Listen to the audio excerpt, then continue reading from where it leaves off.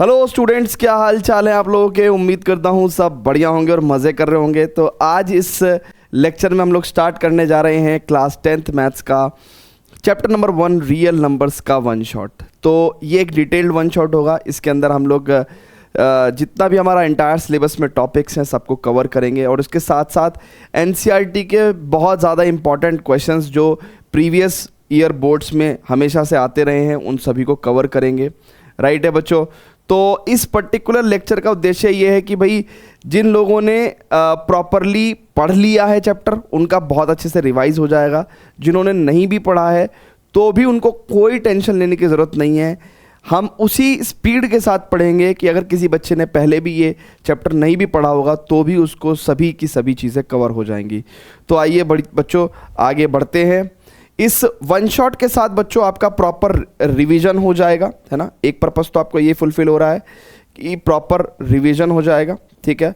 और जिन्होंने नहीं किया है उनका प्रॉपर कवर हो जाएगा चैप्टर। और इसके अलावा एनसीईआरटी के जितने भी ऑल टाइप के इम्पॉर्टेंट क्वेश्चंस हैं, है ना, एनसीईआरटी में जितने भी तरीके के डिफरेंट क्वेश्चंस हैं जो इम्पॉर्टेंट क्वेश्चंस हैं वो सब कवर हो जाएंगे, ठीक है।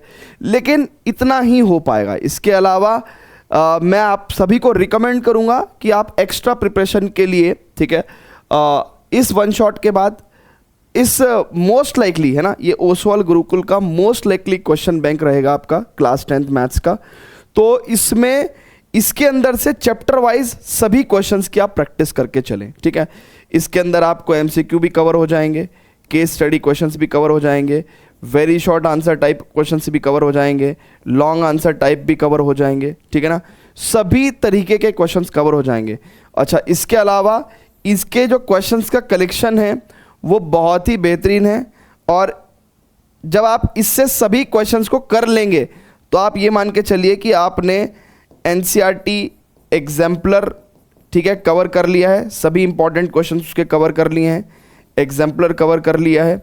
इसके अलावा आपने PYQs कवर कर लिए हैं, ठीक है, सैम्पल क्वेश्चन पेपर्स वगैरह कवर कर लिए हैं। तो इसके अंदर सब कुछ बेहतरीन तरीके से कवर्ड है, ठीक है। तो आइए बच्चों वन शॉट को स्टार्ट करते हैं, ठीक है।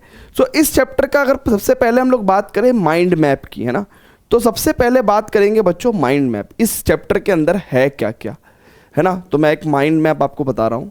सबसे पहले इस चैप्टर में the very first thing is, जो सबसे पहले नंबर पे आती है वो आती है फंडामेंटल थ्योरम ऑफ अर्थमेटिक।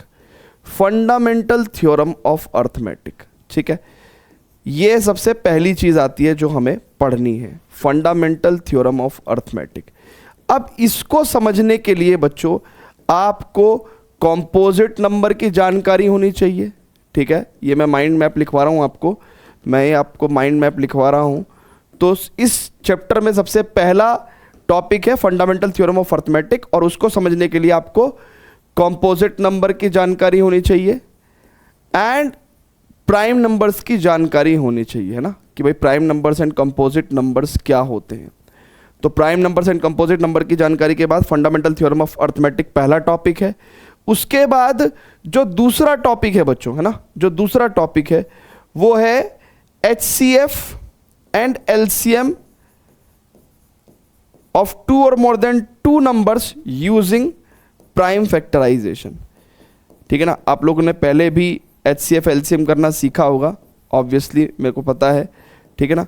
इसके बाद बच्चों HCF और LCM के बाद एक थ्योरम है बहुत ही इंपॉर्टेंट कि HCF of 2 numbers and into LCM of 2 numbers will be equals to product of 2 numbers, है ना। ये एक तीसरे नंबर पे आप टॉपिक मान लो या इसी का ही फर्दर पार्ट मान लो। जब आपका ये हो जाएगा, ठीक है ना, एक तो ये ब्रांच चलते आ रही है। उसके बाद बच्चों फिर आप पहुंच जाओगे सेकंड एक्सरसाइज में। ये सब कुछ तो फर्स्ट एक्सरसाइज का था, ठीक है ना। तो 2 एक्सरसाइज हैं इस साल आपके कोर्स में।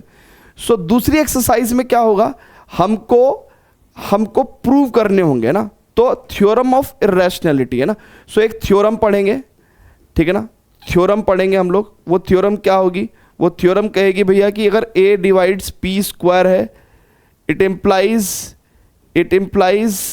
A divides P। तो एक ऐसी थ्योरम पढ़ेंगे हम लोग, ठीक है। उसके बाद बच्चों, ठीक है ना, उसके बाद बच्चों हम लोग क्या पढ़ेंगे, ठीक है।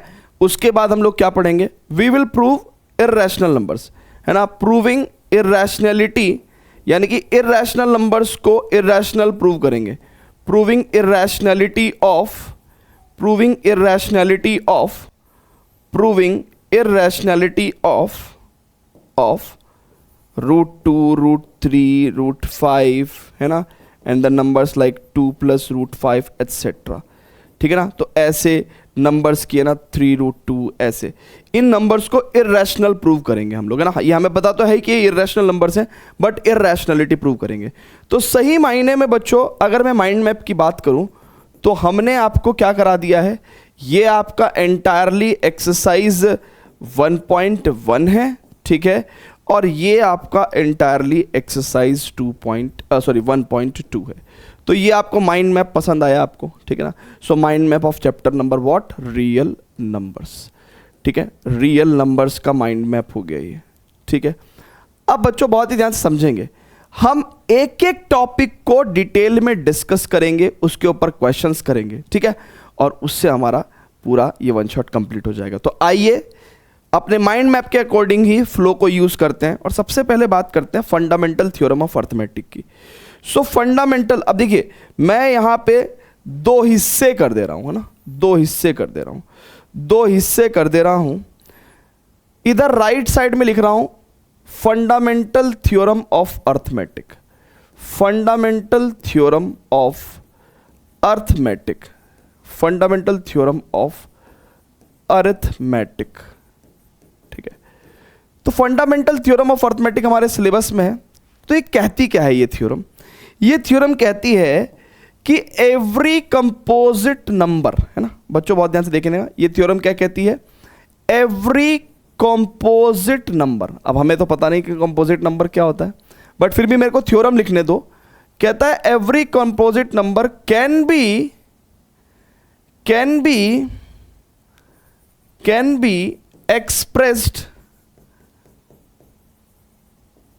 expressed as product of prime numbers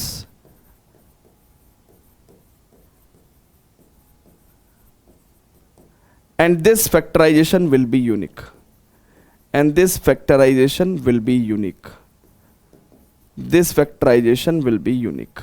अब इसका मतलब समझेंगे कि कहना क्या चाह रहा है, ठीक है ना, हम इसका मतलब समझेंगे बच्चों, ठीक है।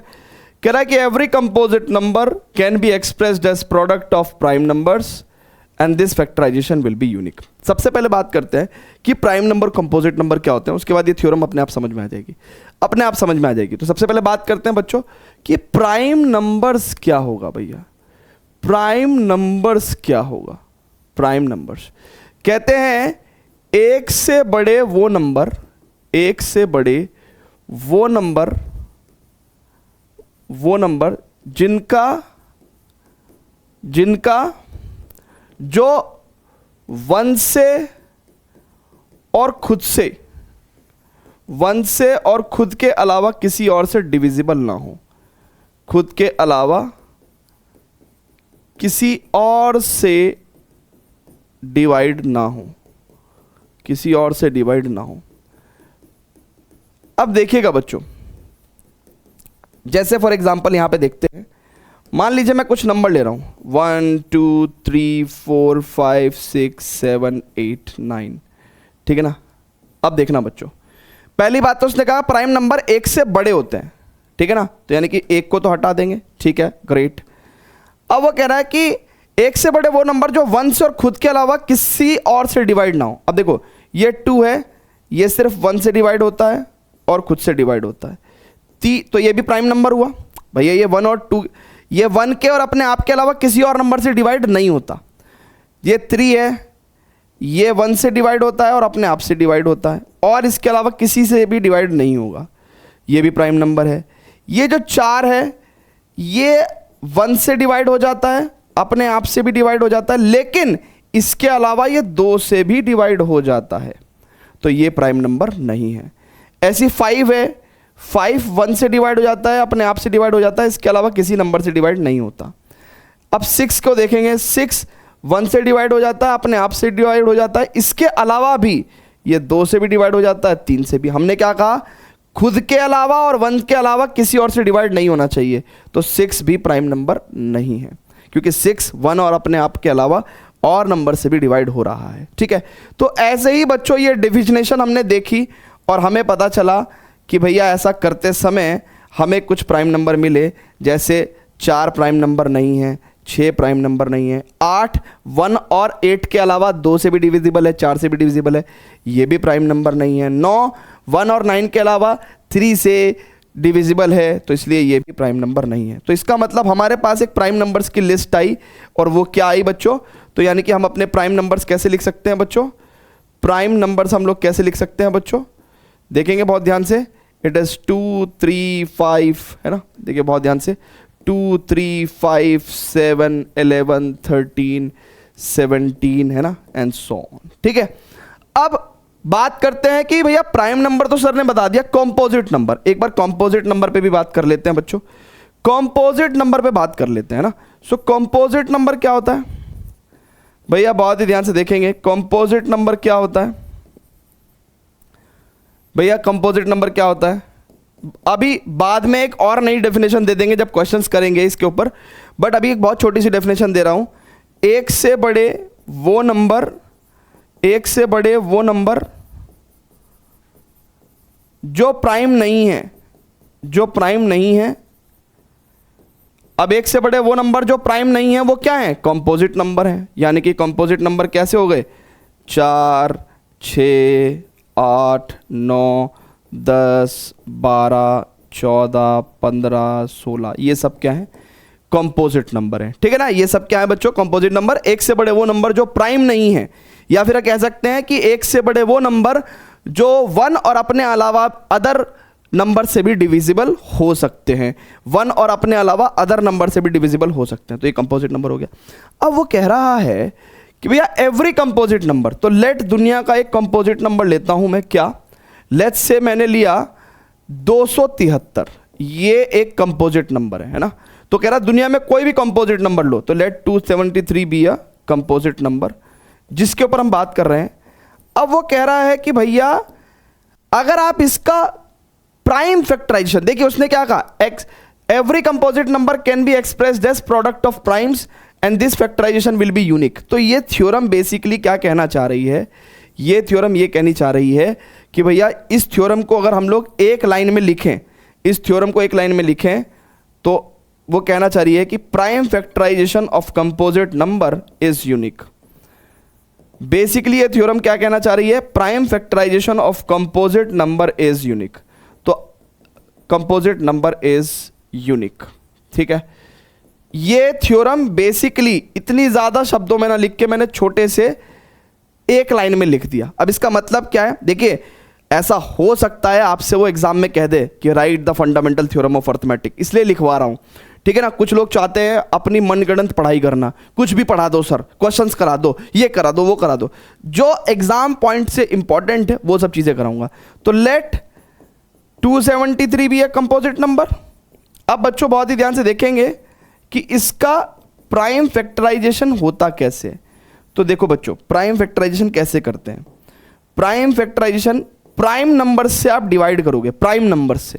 तो पहला प्राइम नंबर 2, जिससे डिवाइड हो नहीं पाएगा, 3 से करते हैं। सो 3 9 जा 27, 3 1 जा 3। अब फिर से चलेंगे, देखेंगे कि भैया फिर से कौन से प्राइम नंबर से कट जा रहा है, तो 3 से, 3 3 जा 9, नहीं कट पा रहा है, ओ हो। अब 3 से नहीं कट पा रहा है, 2 से भी नहीं कटेगा क्योंकि ऑड नंबर है, 5 से भी नहीं हो रहा है क्योंकि एंड में 0 नहीं है या 5 नहीं है। तो अगला प्राइम नंबर 7 है, तो 7 7 1 जा 7, 7 3 जा 21, और ये तो 13 अपने आप में एक प्राइम नंबर है। तो अब देखो ये हो गया बच्चों क्या, 3 × 7 × 13। किसी नंबर को प्रोडक्ट ऑफ प्राइम नंबर्स के तौर पे शो करना ही प्राइम फैक्टराइजेशन होता है। फिर से बोलूंगा, किसी भी कंपोजिट नंबर को प्रोडक्ट ऑफ प्राइम नंबर्स के तौर पे दिखाना ही क्या है, प्राइम फैक्टराइजेशन है। तो ये जो हमने काम किया है ना, इसी को हम लोग प्राइम फैक्टराइजेशन बोलते हैं ना। So this work is prime factorization है। ये हमने क्या कर दिया, हमने प्राइम फैक्टराइजेशन कर दिया, यानी कि हमने कंपोजिट नंबर को दो या दो से अधिक प्राइम नंबर्स के प्रोडक्ट में, है ना, हमने शो कर दिया। अब वो कह रहा है कि भाई प्राइम फैक्टराइजेशन तो आपने कर दिया, कंपोजिट नंबर का ये यूनिक होगा। यूनिक से मतलब मैं करूं, आप करो, आपका चचेरा भाई करे, कोई साउथ अफ्रीका के सरजी करे, है ना, श्रीलंका के सरजी करें, सबका ये प्राइम फैक्टराइजेशन सेम आएगा। यानी कि ऐसा हो सकता है कि 7 पहले आ जाए, 3 बाद में आ जाए, 13 बीच में आ जाए, यानी कि आगे पीछे ये नंबर्स हो सकते हैं। यानी कि कोई बच्चा इसको 7 3 इंटू 13 लिख सकता है, लेकिन ये 3 नंबर्स चेंज नहीं होंगे। ये प्राइम फैक्टराइजेशन हमेशा यूनिक होगा। आप निकालो, मैं निकालो, दुनिया में कोई भी निकाले, तो ये बिल्कुल सेम होगा। तो यहां तक अभी हमने सबसे पहले माइंड मैप के अकॉर्डिंग, बच्चों please pause the video and note it down. Mind map के अकॉर्डिंग हमने ये 3 topics, prime numbers, composite numbers and fundamental theorem of arithmetic cover कर लिया है। प्लीज इसको नोट करेंगे, pause the video, note it down. अब जब बच्चों हमने इतनी जानकारी आपको दे दी है, तो आइए जरा क्वेश्चंस करते हैं ना, आइए जरा क्वेश्चंस करते हैं। एनसीईआरटी से we have beautiful questions with us. कह रहा है express each number as the product of the prime factors. तो आप क्या करना है, आपको हर नंबर को प्राइम नंबर्स के प्रोडक्ट में तब्दील करना है, चेंज करना है। तो 3825, अब देखिए प्राइम फैक्टराइजेशन कर रहा हूं, 2 से चलेगा नहीं, 3 से चल सकता है, चला के देख रहा हूं। 3 1 जा 3, 3 2 जा 6, 3 7 जा 21, 3 5 जा 15। ठीक है बच्चों, उसके बाद फिर से 3 से चला के देख रहा हूं। 3 4 जा 12, 3 2 जा 6, 3 5 जा 15। अब क्या ये 3 से फिर से चल जाएगा? 3 1 जा 3, 3 4 जा 12, नहीं चलेगा। 5 से चलेगा क्या, देखता हूँ। 5 8 जा 40, 5 5 जा 25। ठीक है, उसके बाद क्या अब ये 3 से चलेगा, 2 से चलेगा, नहीं। 5 से चला के दिखाऊं क्या फिर से? 5 1 जा 5, 5 7 जा 35। ठीक है ना। और 17 अपने आप में एक प्राइम नंबर है। तो यानी कि आपने 3825 को बच्चों बहुत ध्यान से देखेंगे, 3 इंटू 3 राइट है, इंटू 5 इंटू 5 राइट है, एंड इंटू 17 के तौर पे आपने शो कर दिया। तो आपने product of its prime factors के तौर पे एक्सप्रेस कर दिया। वो क्या कह रहा है? वो कह रहा है कि express each number as product of its prime factors. तो आपने प्राइम फैक्टर्स के तौर पे, है ना, प्रोडक्ट ऑफ प्राइम फैक्टर्स के तौर पे इस नंबर को एक्सप्रेस कर दिया। अगली लाइन में आप ऐसे भी लिख सकते हो, 3 पावर 2 इंटू 5 पावर 2 इंटू 17। ठीक है बच्चों, क्लियर है क्या? क्लियर है क्या? सो यहां पे अभी हमारे पास 2 क्वेश्चंस हो रहे हैं। आप टेंशन ना लो, मैं हर क्वेश्चन खुद से करा के चलूंगा। ऐसा हो सकता है कि ये वन शॉट 1 घंटे की जगह 1.5 घंटे का हो जाए, 1.5 घंटे की जगह 2 घंटे का हो जाए, मुझे उससे परवाह नहीं है। मुझे ये है कि एक बच्चा अगर कल उसका एग्ज़ाम है और वो इस चीज़ को 6 महीने बाद देख रहा है, उसकी तबीयत खराब हो गई थी, what ever the reason is, ठीक है, वो बच्चा किसी भी स्टेज में अपनी पढ़ाई कर सके, चीज़ों को कवर कर सके। ठीक है, अब हम लोग 5005 का प्राइम फैक्टर्स हमसे पूछा गया है। अब बच्चों बहुत ही ध्यान से देखेंगे, ऐसे कुछ नंबर इनके प्राइम फैक्टर्स कभी बार सोचने से भी नहीं मिलते। सो 2 से नहीं चलेगा, 3 से चल सकता है। मैं 3 से अगर चलाना चाहूँ तो 3 1 जा 3, 3 6 जा 18, 3 6 जा 18 नहीं चल पाएगा, तो 5 से चलाना पड़ेगा। सो 5 1 जा 5, 0 0 1। ठीक है, अब मैं फिर से सोच रहा हूँ कि यार किस चीज़ से चलाऊँ, क्योंकि अब 5 से नहीं चलेगा। 7 को मैं ट्राई कर सकता हूँ, तो 7 1 जा 7, 3 बचा, 7 चौक 28 और 7 तिया 21।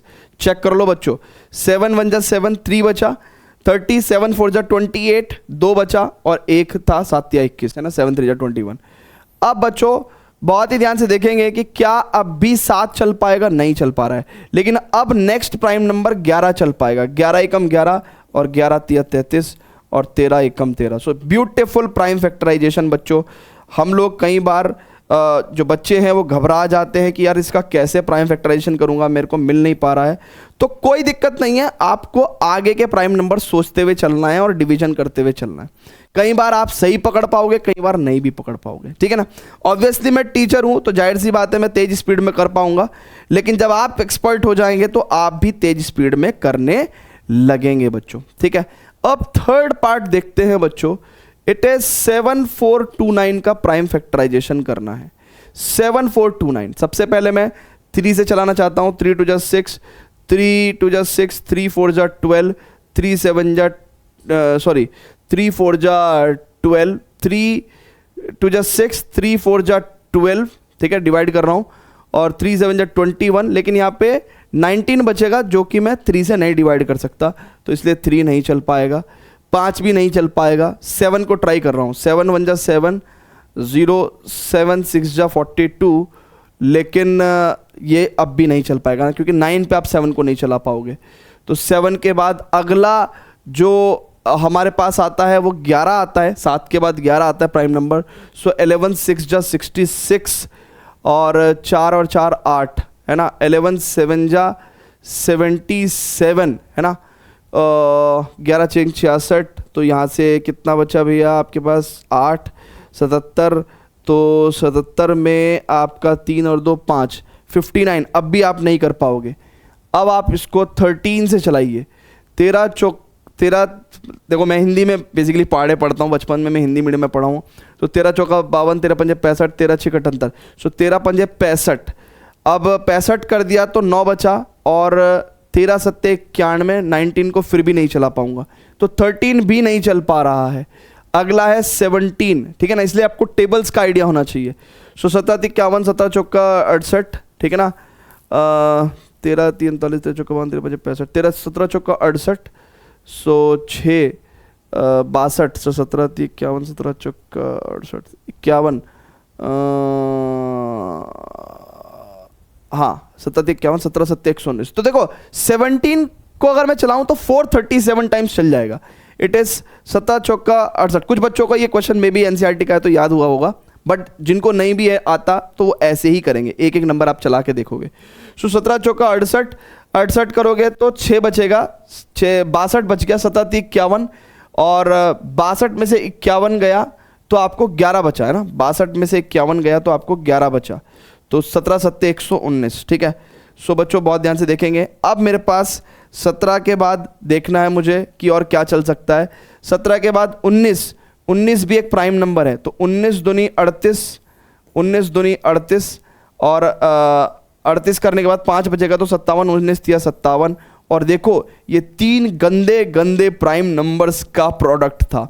तो देखिए ऐसे जब गंदे गंदे प्राइम नंबर्स आपके प्रोडक्ट में आएंगे, यानी कि आपके प्राइम फैक्टर्स में आएंगे, तो डेफिनेटली आपको क्वेश्चन करते समय उस समय थोड़ा समय लगेगा। तो be ready for this type of questions, ठीक है बच्चों, क्लियर है क्या?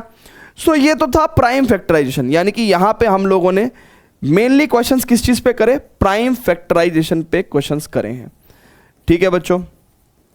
अब बच्चों बहुत ही ध्यान से देखेंगे, प्राइम फैक्टराइजेशन पे हमने कर दिया है। अब हमें, क्योंकि अगर हम लोग नेक्स्ट क्वेश्चन पे प्रोसीड करें तो वो हमसे कहेगा एलसीएम और एचसीएफ निकालो, ठीक है ना। सो एलसीएम और एचसीएफ निकालना सबसे पहले तो हमें सीखना पड़ेगा। तो जैसे कि मैंने आपको बताया था माइंड मैप के अकॉर्डिंग अगला टॉपिक क्या है? अगला टॉपिक भैया क्या है? HCF and LCM using prime factorization निकालना।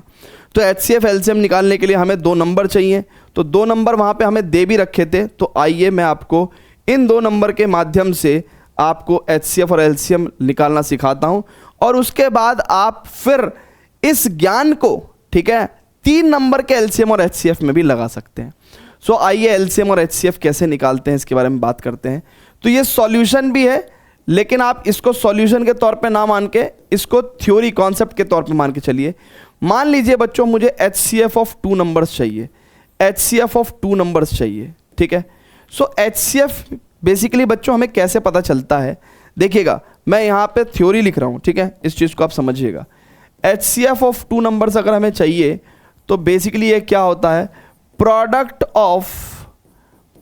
Of least power of least, यानी कि minimum power of all common factors, all common factors, ठीक है।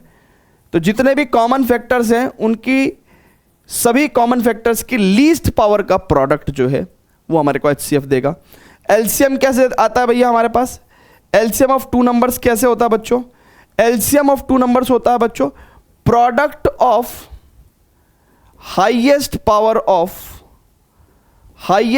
ऑफ ऑल द फैक्टर्स, यानी कि कॉमन की बात नहीं कर रहा हूं, जितने भी फैक्टर्स इन्वॉल्व हैं, ऑल द फैक्टर्स इन्वॉल्व।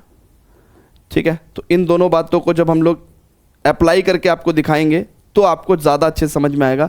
ये HCF की डेफिनेशन है, ये LCM की डेफिनेशन है। ठीक है, अब हम आपको यहाँ पे बिल्कुल लाइव, ठीक है, एक क्वेश्चन में HCF और LCM निकाल के दिखाते हैं। ठीक है, उसके बाद सेकंड क्वेश्चन भी सॉल्व करेंगे। अब देखिएगा बच्चों, सबसे पहले HCF हो चाहे LCM हो, हमें प्राइम फैक्टराइजेशन करना पड़ेगा, क्योंकि हमने आपको क्या कहा है, हमारे सिलेबस में HCF और LCM निकालना कैसे है, यूजिंग प्राइम फैक्टराइजेशन। तो हम जो HCF और LCM निकालेंगे वो कैसे निकालेंगे, यूजिंग प्राइम फैक्टराइजेशन। तो उसके लिए पहले हमारे पास दोनों नंबर्स के क्या होने चाहिए बच्चों, दोनों नंबर्स के हमारे पास प्राइम फैक्टराइजेशन होने चाहिए। अब बच्चों बहुत ही ध्यान से देखेंगे, 510 का मैं प्राइम फैक्टराइजेशन कर रहा हूं। सो इट इज 2 2 ज़ा 4, 2 5 ज़ा 10 एंड 2 5 ज़ा 10। ठीक है, फिर यहाँ पे 5 5 25, 5 एकम 5। फिर यहाँ पे अगर आप बहुत ही ध्यान से देखो तो 3 1 ज़ा 3, 3 7 ज़ा 21 एंड 17 1 ज़ा 17। तो अब ऐसा नहीं है कि मैं 2 के बाद 5 के बाद 3 ले आया। अरे भाई क्या दिक्कत है यार, मेरे को 5 लगा पहले आना चाहिए तो मैंने पहले लिख दिया। ये नंबर्स ऊपर नीचे हो सकते हैं, ठीक है ना, ये नंबर ऊपर नीचे हो सकते हैं। कोई इंसान 17 से भी पहले से डिवाइड कर सकता था। तो यानी कि 510 का प्राइम फैक्टराइजेशन कितना होगा बच्चों, 510 का प्राइम फैक्टराइजेशन कितना होगा, इट इज 2 × 5 × 3 × 17। सो 2 × 5 × 3 × 17। ठीक है, क्लियर है भैया। ये 510 का प्राइम फैक्टराइजेशन यहां लिख दूं क्या, ये 510 का प्राइम फैक्टराइजेशन यहां लिख दूं क्या, चेक कर लो। ठीक है, मैंने यहां पे लिख दिया, मैंने यहां पे लिख दिया। ठीक है भैया, मैंने यहां पे लिख दिया है। अब बच्चों बहुत ही ध्यान से देखना, अब मेरे को 92 का प्राइम फैक्टराइजेशन करना है। सो 2 4 ज़ा 8, 2 6 ज़ा 12, 2 2 ज़ा 4, 2 3 ज़ा 6 एंड 23, क्योंकि खुद में एक प्राइम नंबर है तो 23 1 ज़ा 23। सो 92 का प्राइम फैक्टराइजेशन कितना हो जाएगा बच्चों, 92 का प्राइम फैक्टराइजेशन हो जाएगा बच्चों, इट इज 2 की पावर 2 × 23। ठीक है, सो ये 510 और 92 दोनों के प्राइम फैक्टराइजेशन हमने कर लिए हैं बच्चों। ठीक है, अब मुझे क्या निकालना है, मुझे HCF निकालना है। तो देखो बच्चों, जब HCF निकालते हैं ना, जब HCF निकालते हैं बच्चों, बहुत ध्यान से देखना, जब HCF निकालते हैं ना बच्चों, तो पता क्या करते हैं, आप बहुत ही ध्यान से देखिएगा। जब हम लोग HCF निकालते हैं बच्चों, एक बात समझो, एक बात समझो बच्चों। अच्छा एक बात बताइए, ये अगर मैं रब कर दूं तो कोई प्रॉब्लम है क्या, क्योंकि मुझे जगह की ज़रूरत है। ये अगर मैं रब कर दूं तो कोई प्रॉब्लम है क्या, मैं एक्चुअली इस चीज़ को और लेफ्ट में भेज दे रहा हूँ, ठीक है ना, और लेफ्ट में, या फिर मैं इसको ख़त्म ही कर दे रहा हूँ ना, क्योंकि ये मैंने कर दिया है, प्राइम फैक्टराइजेशन मैंने कर दिया है, तो मेरे को इसकी ज़रूरत नहीं है। अब मेरे को HCF और LCM निकालने की ज़रूरत है। तो देखो मैंने क्या कहा HCF निकालते समय कि भैया product of least power of all common factors. तो पहले तो देखो कॉमन फैक्टर्स कौन कौन से हैं। तो देखो सिर्फ 2 कॉमन है, सिर्फ 2 कॉमन है, सिर्फ 2 कॉमन है, चेक करो, सिर्फ 2 कॉमन है। 2 ही तो कॉमन है ना बच्चों, बहुत ही ध्यान से देखना। कॉमन क्या है बच्चों, 2 कॉमन फैक्टर है, 2 कॉमन फैक्टर है। इसके अलावा कोई और कॉमन फैक्टर है क्या, नहीं है। सो कॉमन फैक्टर्स जितने भी होते, अभी तो यहां पे एक ही है, 2 भी हो सकते हैं, 3 भी हो सकते हैं, कितने भी कॉमन फैक्टर्स हो सकते हैं। सो जितने कॉमन फैक्टर्स हैं, अभी फिलहाल एक ही है, उन कॉमन फैक्टर्स की लीस्ट पावर। अब देखो यहां पे पावर 2 है और यहां पे पावर 1 है। भाई जब कुछ नहीं है तो पावर 1 है, और 1 क्या है, लीस्ट पावर है, मिनिमम पावर है, तो मिनिमम पावर लेनी है, तो 2 की पावर 1 ये हमारा HCF हो जाएगा। और कॉमन फैक्टर्स होते हैं, जैसे फॉर एग्जांपल ऐसा मान लेते हैं कि यहाँ पे लेट्स से मान लेते हैं कि हमारे पास 7 की पावर 2 और इंटू 7 भी होता है ना। तो यानी कि इसका मतलब क्या है, एक कॉमन फैक्टर और हो गया। अगर एक कॉमन फैक्टर और हो गया तो मल्टीप्लाई बाई इस कॉमन फैक्टर का भी लीस्ट पावर लेंगे हम लोग, इस कॉमन फैक्टर का भी लीस्ट पावर लेंगे, मिनिमम पावर लेंगे। बट ऐसा कुछ है नहीं यहाँ पे, इसलिए इसको हटा देते हैं। ठीक है, क्लियर है बच्चों, HCF निकालना आ गया आपको, ठीक है, ग्रेट। सो यानी कि HCF कितना आ गया आपके पास, 2 आ गया। अब LCM की बात करते हैं बच्चों, LCM की बात करते हैं। LCM ऑफ 2 नंबर्स, LCM में क्या बोला उसने भैया, अब बच्चों इसका हमें एलसीएम निकालना है, तो एलसीएम निकालते समय हमने क्या कहा कि भैया देखो product of highest power of all the factors involve. तो इन दो नंबर्स में कौन कौन से सारे फैक्टर्स हैं? एक तो 2 है, एक 5 है, एक 3 है, एक 17 है और एक 23 है, यही सारे फैक्टर्स हैं। अच्छा, 2 की 2 पावर्स हैं, 1 और 2, तो मुझे कौन सी लेनी है? हाईएस्ट पावर, तो मैं 2 की 2 पावर लूंगा। 5 की 1 ही पावर है, मतलब 5 तो एक ही बार इन्वॉल्व है और इसी की भी पावर कितनी है? 1 ही है। 3 तो एक ही बार मौजूद है, उसकी भी हाईएस्ट पावर 1 ही है। 17 भी एक ही बार मौजूद है तो हाईएस्ट पावर 1 है। 23 भी एक ही बार मौजूद है तो हाईएस्ट पावर 1 है। तो हमने क्या कहा? Product of the highest power of the all the factors involve. तो जितने फैक्टर्स इन्वॉल्व हैं उन सब की हाईएस्ट पावर लेके आप प्रोडक्ट करोगे। सो 2 power 2 into 5 into 3 into 17 into 23। अब जरा चलाइए अपना कैलकुलेटर वाला दिमाग।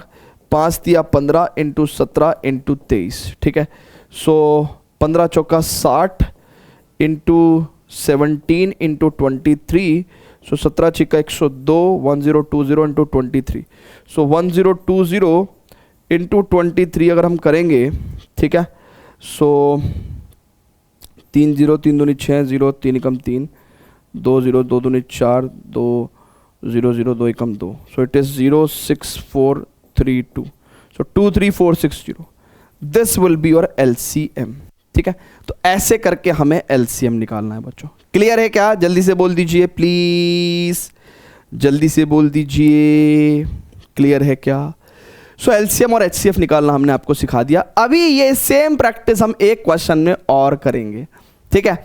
सो बच्चों ये हमने 2 नंबर्स में आपको एलसीएम और एचसीएफ निकालना सिखाया, ठीक है। अच्छा, जाते जाते एक मतलब इस टॉपिक से जाते जाते एक और प्यारी सी थ्योरम है। वो कहते हैं कि अगर ऐसा 3 नंबर्स में नहीं होता, ऐसा 2 नंबर्स में होता सिर्फ। मेरी बात फिर से समझना।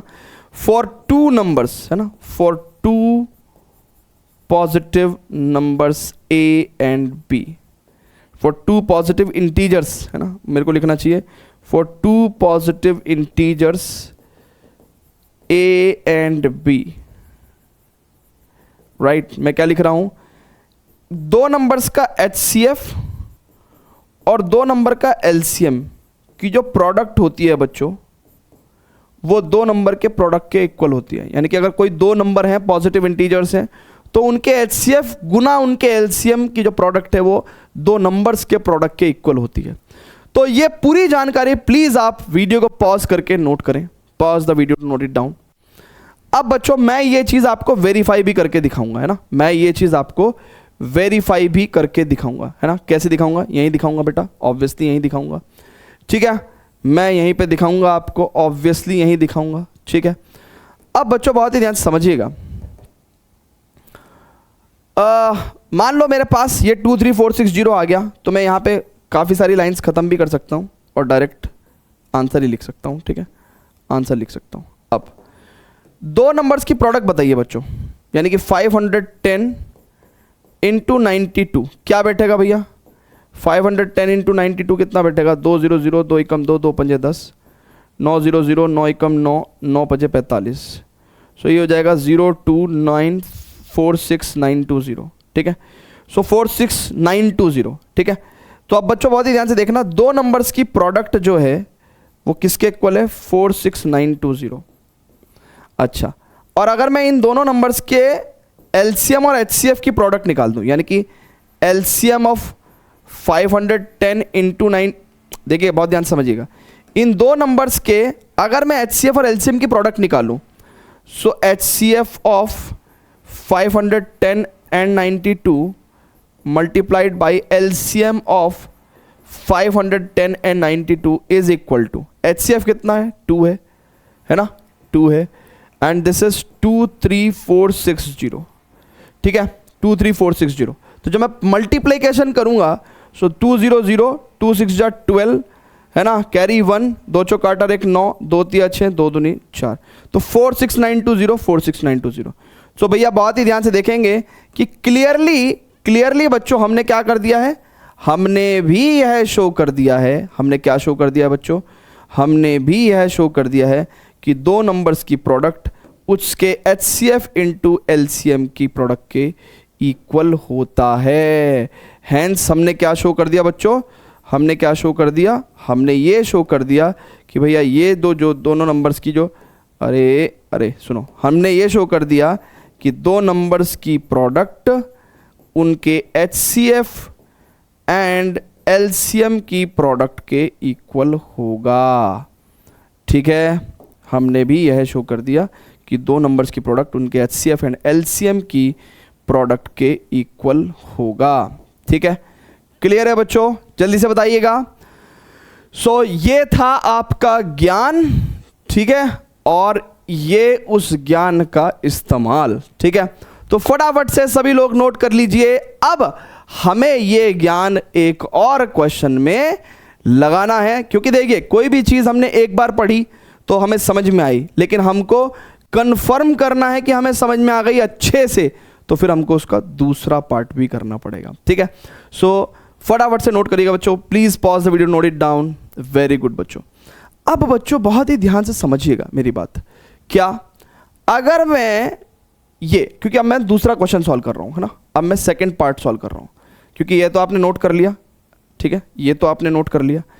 अब बच्चों क्योंकि मैंने इस क्वेश्चन में समय इसलिए लगाया क्योंकि मैं साथ साथ आपको समझा भी रहा था, अब मैं यहां पे सीधा सेकंड पार्ट सॉल्व कर रहा हूं। ठीक है, यानी कि सबसे पहले मैं 336 के प्राइम फैक्टराइजेशन करूंगा। 3 1 3, 3 1 3, 3 2 6, and it is 2 5 10 and 2 6 12 and 2 2 4, 2 8 16, 2 1 2, ठीक है, देखिएगा 2 1 2, 2 4 8 and 2 7 14 and 7 1 7।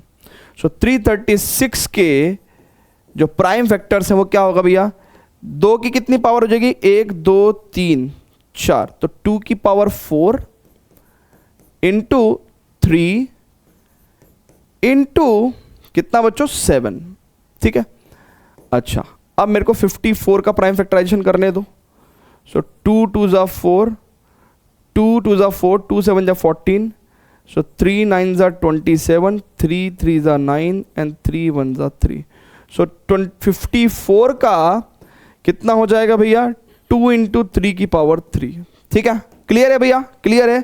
इसको हटा दूं क्या, इसको हटा दे रहा हूं, जल्दी से देखो, इसको हटा दे रहा हूं। अब HCF चाहिए, HCF ऑफ 336 एंड 54, इसका HCF चाहिए। तो क्या करेंगे बच्चों, जितने भी कॉमन फैक्टर्स हैं, जितने भी कॉमन फैक्टर्स हैं उनका लीस्ट पावर, छोटी पावर, यानी कि 2 की स्मॉलेस्ट पावर 1।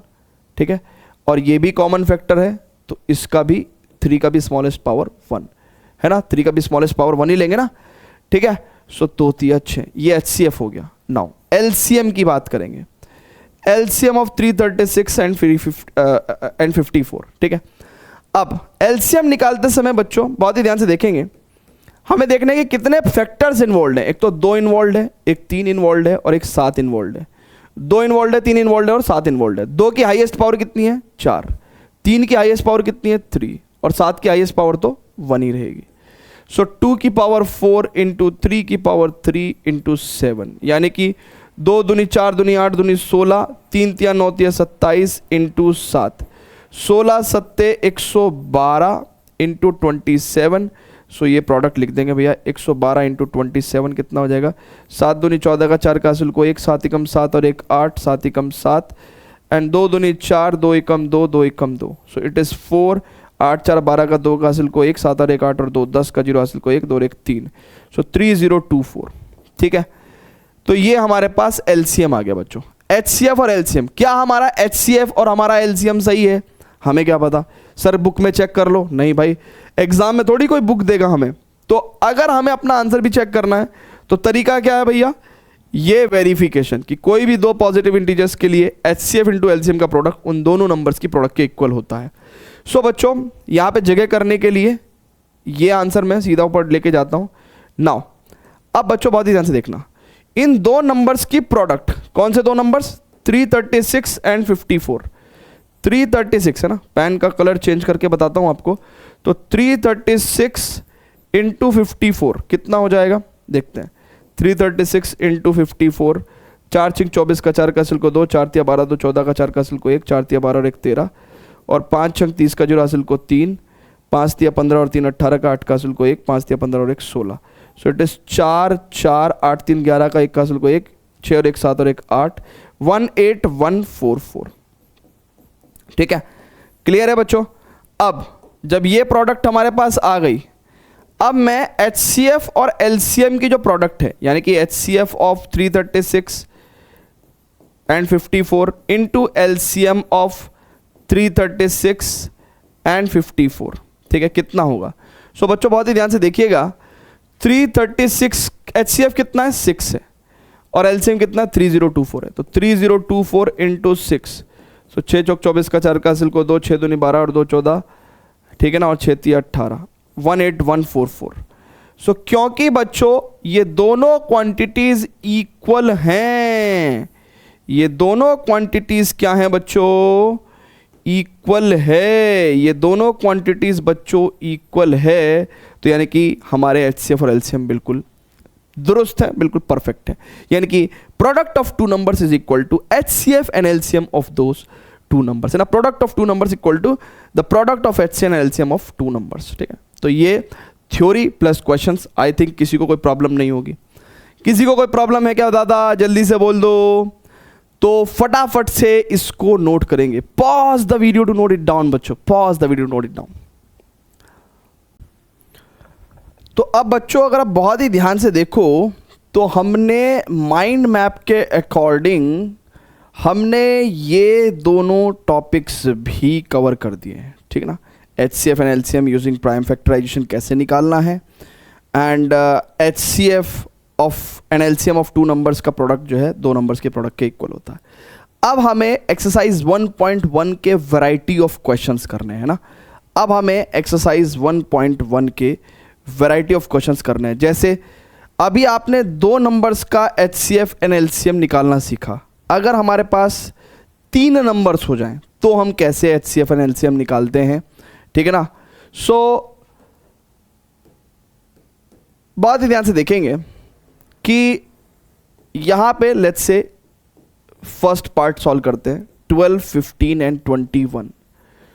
सो 12 का प्राइम फैक्टराइजेशन करेंगे बच्चों, इट इज कितना हो जाएगा, 2 6 जा 12, 2 3 जा 6, 3 1 जा 3, तो यानी कि 12 का प्राइम फैक्टराइजेशन कितना हो जाएगा, 2 की पावर 2 इंटू 3, है ना, 2 की 2 पावर होंगी इंटू 3। फिर 15 का देखो, इट इज 3 5 जा 15, 5 1 जा 5, ठीक है ना। सो 15 के फैक्टराइजेशन कितने हो गए, 3 इंटू 5, ठीक है। अच्छा, देन वी है बच्चों क्या, हमारे पास 21 के प्राइम फैक्टराइजेशन करने हैं, यानी कि 3 7 जा 21, 7 1 जा 7, ठीक है। सो 21 के 3 इंटू 7, ठीक है, क्लियर है बच्चों। अब हम इसको हटा दे रहे हैं, ठीक है। इसको आप अपनी कॉपी में रहने दे सकते हो, मैं यहाँ पे मेरे पास जगह की कमी है इसलिए मैं आराम से सॉल्व कर रहा हूँ और चीज़ों को हटा दे रहा हूँ, ठीक है ना, बट आप कॉपी में रखना। अब अगर आपको HCF चाहिए बच्चों, तो HCF किसका किसका, 12 15 एंड 21 का। तो सबसे पहले तो HCF निकालने के लिए, इसको मैं एक बार और लिख दे रहा हूँ, ठीक है। HCF निकालने के लिए, ठीक है, हमें देखना है कि तीनों में कॉमन फैक्टर क्या है, तो कॉमन 3 है। और कुछ कॉमन है क्या, और कुछ कॉमन है क्या, नहीं। अच्छा, इस कॉमन फैक्टर की सबसे छोटी पावर क्या है, 1 ही है, 3 की पावर 1। सो HCF कितना हो जाएगा, 3 की पावर 1 या सिंपल 3, ठीक है। जब मुझे LCM निकालना होगा, मान लो मुझे LCM निकालना है, तो LCM कैसे निकालूंगा बच्चों मैं 3 नंबर्स का। अब देखो कौन कौन से फैक्टर्स इन्वॉल्व्ड हैं, पहले वो देखो। आपका एक 2 इन्वॉल्व है, एक 3 इन्वॉल्व है, देखो 2 इन्वॉल्व है, 3 इन्वॉल्व है ना। फिर 5 इन्वॉल्व है, अच्छा 3 तो लिख चुके हैं, 7 इन्वॉल्व है। अच्छा, जितने फैक्टर्स इन्वॉल्व हैं, ठीक है ना, जितने भी फैक्टर्स इन्वॉल्व होते हैं, जितने भी फैक्टर्स इन्वॉल्व होते हैं, उन सब की हाईएस्ट पावर, अब देखो 7 एक ही बार है और हाईएस्ट पावर कितनी है, 1 ही है। 5 एक ही बार है और उसकी भी हाईएस्ट पावर कितनी है, 1 है। 3 एक ही बार है, 3 बार है, बट तीनों बार हाईएस्ट पावर 1 ही है। लेकिन 2 जो है उसकी हाईएस्ट पावर कितनी है, 2 है। सो यानी कि 2 की पावर 2 इंटू 3 इंटू 5 इंटू 7, यानी कि 2 दूनी 4, तिया 12 पंजे 60, ठीक है। सो 4 तिया 12 पंजे 60, 60 इंटू 7 यानी कि 420। So this will be the LCM, this will be the LCM. तो ये निकालने का आपको तरीका बताया है, देन आप इसको यहाँ पे शिफ्ट कर सकते हो, देन आप इसको यहाँ पे शिफ्ट कर सकते हो। ठीक है बच्चों, क्लियर है क्या? जल्दी से बताइएगा, क्लियर है तरीका? क्लियर है, वेरी गुड। अब हमारे पास जो सेकंड पार्ट है उसके क्वेश्चंस करते हैं। सो मैं आपको बेसिकली हर एक्सरसाइज का हर टाइप का क्वेश्चन आपको करा के चलूँगा, हर एक्सरसाइज का हर टाइप का क्वेश्चन आपको करा के चलूँगा बच्चों, ठीक है ना। आपको बिल्कुल ऐसा एहसास नहीं होगा कि सर ने कुछ भी छुटवाया है। देखिए जब हम लोग वन शॉट पढ़ रहे हैं तो कायदा ये कहता है कि हर तरह का हर टाइप का क्वेश्चन कवर हो, ठीक है। ओके, अब बच्चों बहुत ही ध्यान से देखिएगा। अब मेरा सेकंड पार्ट का जो सॉल्यूशन है वो क्या है? 17, 23 एंड 29, ठीक है। सो अगर आप बहुत ही ध्यान से देखेंगे तो 17 खुद में एक प्राइम नंबर है, तो 17 का प्राइम फैक्टराइजेशन तो 17 ओनली ही होगा, ठीक है। 23 एक खुद में एक प्राइम फैक्टराइजेशन, मतलब खुद में एक प्राइम नंबर है, तो इसका प्राइम फैक्टराइजेशन कितना होगा? ये तो 23 होगा। और 29 भी एक अपने आप में प्राइम नंबर ही है, तो इसका प्राइम फैक्टराइजेशन कितना होगा? 29 ही होगा। तो यानी कि अगर हम इनका प्राइम फैक्टराइजेशन लिखने लगे तो 17 को हमें 17 इंटू 1 नहीं लिखना, 17 क्योंकि 1 प्राइम नंबर नहीं होता। 23 को 23 लिखेंगे एंड 29 को 29 लिखेंगे ना। ये फैक्टर्स हैं, ये फैक्टर्स हैं। इसको हटा दूं क्या? प्राइम फैक्टराइजेशन को हटा दूं क्या? अच्छा, अब बच्चों हमको अगर HCF चाहिए, ठीक है, किसका HCF चाहिए? 17, 23, 29, ठीक है। क्या कुछ भी कॉमन नजर आ रहा है आपको? जब कुछ भी कॉमन नजर नहीं आए तो इसका मतलब क्या कॉमन है? 1 कॉमन है। भले ही 1 प्राइम नंबर नहीं है, लेकिन इन तीनों में 1 कॉमन ले सकते हैं हम लोग, ठीक है। सो हाईएस्ट कॉमन फैक्टर जो है इन तीनों क्वांटिटीज का कितना होगा? 1 होगा, क्योंकि कुछ भी कॉमन नहीं है। So when nothing in common, when nothing in common, when nothing in common, ठीक है, तो HCF विल बी कितना हो जाएगा? 1। HCF कितना हो जाएगा? 1 हो जाएगा। अच्छा, जिन नंबर्स का HCF 1 होता है उनको को प्राइम नंबर्स बोलते हैं, है ना। फिर से देखिएगा, मैं आगे लिखवा दे रहा हूं आपको कि if A and B are two numbers such that ये दो नंबर्स कैसे हैं बच्चों कि इनका HCF कितना है? 1 है। तो इट एम्प्लाइज अगर दो नंबर्स का HCF 1 है देन A एंड B को हम लोग क्या बोलेंगे? ये आपस में प्राइम है ना, दे आर को प्राइम नंबर्स। को प्राइम है ना, को प्राइम का पूरा स्पेलिंग COPRIME। तो these are the called as को प्राइम नंबर्स। जब HCF 1 आए तो नंबर्स आर कॉल्ड एज को प्राइम नंबर्स, ठीक है, ठीक है। तो HCF 1 आ गया। अब LCM निकालना है। अब देखिए LCM जब मुझे निकालना है बच्चों, तो देखिए कौन कौन से फैक्टर्स इन्वॉल्व हैं? 17, 23 और 29, और इन सबकी हाईएस्ट पावर कितनी है? 1, 1, 1। तो इन्हीं का प्रोडक्ट क्या हो जाएगा? LCM हो जाएगा। सो यही आपका LCM हो गया, यही आपका LCM हो गया। तो 17 इंटू 23 इंटू 29 यही आपका LCM हो जाएगा। आप प्रोडक्ट करके भी लिख सकते हो, आप चाहो तो ऐसे भी लिख सकते हो। क्लियर है बच्चों? तो हमने आपको 2 नंबर्स के साथ साथ 3 नंबर्स का भी HCF एंड LCM निकालना सिखाया है, ठीक है ना। तो बोर्ड्स में ये सभी के सभी जो क्वेश्चंस मैं आपको करा रहा हूं, ये सभी के सभी प्रीवियसली बोर्ड एग्जाम्स में आ चुके हैं, ठीक है। क्लियर है क्या? परफेक्ट है क्या भैया? चलिए, तो ऐसे ही हम लोग इसको नोट करिएगा प्लीज। अब हम लोग आगे एक अनदर टाइप ऑफ क्वेश्चंस की बात और करेंगे, एक one more important type of question की बात करेंगे, ठीक है ना। आगे चलते हैं, pause the video, note it down.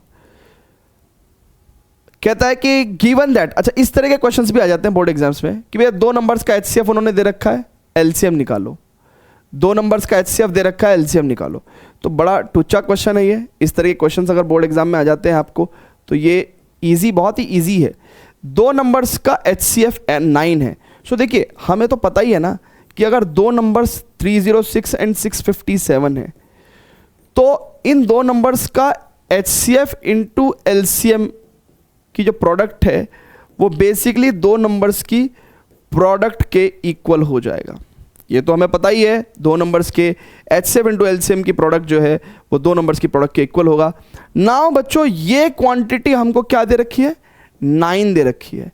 ये क्वांटिटी हमसे पूछी है, ये क्वांटिटी हमसे पूछी है। कुछ बच्चे क्या करते हैं ना, इस केस में भी प्राइम फैक्टराइजेशन लगा देते हैं। प्राइम फैक्टराइजेशन नहीं लगाना यहाँ पे, ठीक है, इसको फॉर्मूले से निकालो। सो 306 इंटू 657, ठीक है। अब ये 9 जो है बच्चों मल्टीप्लाई में है, तो बेसिकली 9 अगर यहाँ मल्टीप्लाई में है तो यहाँ पे डिवाइड में आ जाएगा, ठीक है। चेक करो प्लीज, चेक करो क्या परफेक्ट है क्या। अब बच्चों बहुत ही ध्यान से देखना, अगर 9 है यहाँ पे तो 3 3 ज़ा 9, और मैं वैसे काट के देख रहा हूँ, 3 2 ज़ा 6 एंड 3 1 ज़ा 3 3 9 ज़ा 27, ठीक है। फिर मैंने 3 से एक बार और काटा तो इट इज़ 3 7 जा 21 3 3 जा 9, तो यही थोड़ा बड़ा नंबर था, इसको छोटा कर दिया। तो एलसीएम अब निकाल सकते हैं 306 इंटू 73। कोई भी बच्चा कैलकुलेटर का इस्तेमाल ना करे ना, कुछ बच्चे बड़े होशियार होते हैं ना, वो कैलकुलेटर का इस्तेमाल करने लगते हैं, फिर बाद में क्या होता है एग्जाम टाइम में आपको कैलकुलेटर मिलेगा नहीं और आपके मार्क्स ऐसे आप लूज कर दोगे।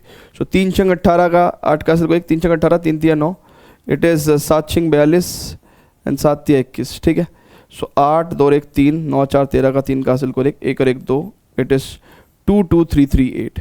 8 2 1 3 9 4 13 का 3 का हासिल को 1 1 और 1 2 2 3 2, तो कितना हो गया ये, अरे it is 2 2 3 3 8, so it is 2 2 3 3 8। Clear है बच्चों, क्लियर है बच्चों, जल्दी से बता दीजिए प्लीज, परफेक्ट है क्या, क्लियर है सभी को, वेरी वेरी गुड बच्चों, वेरी वेरी गुड।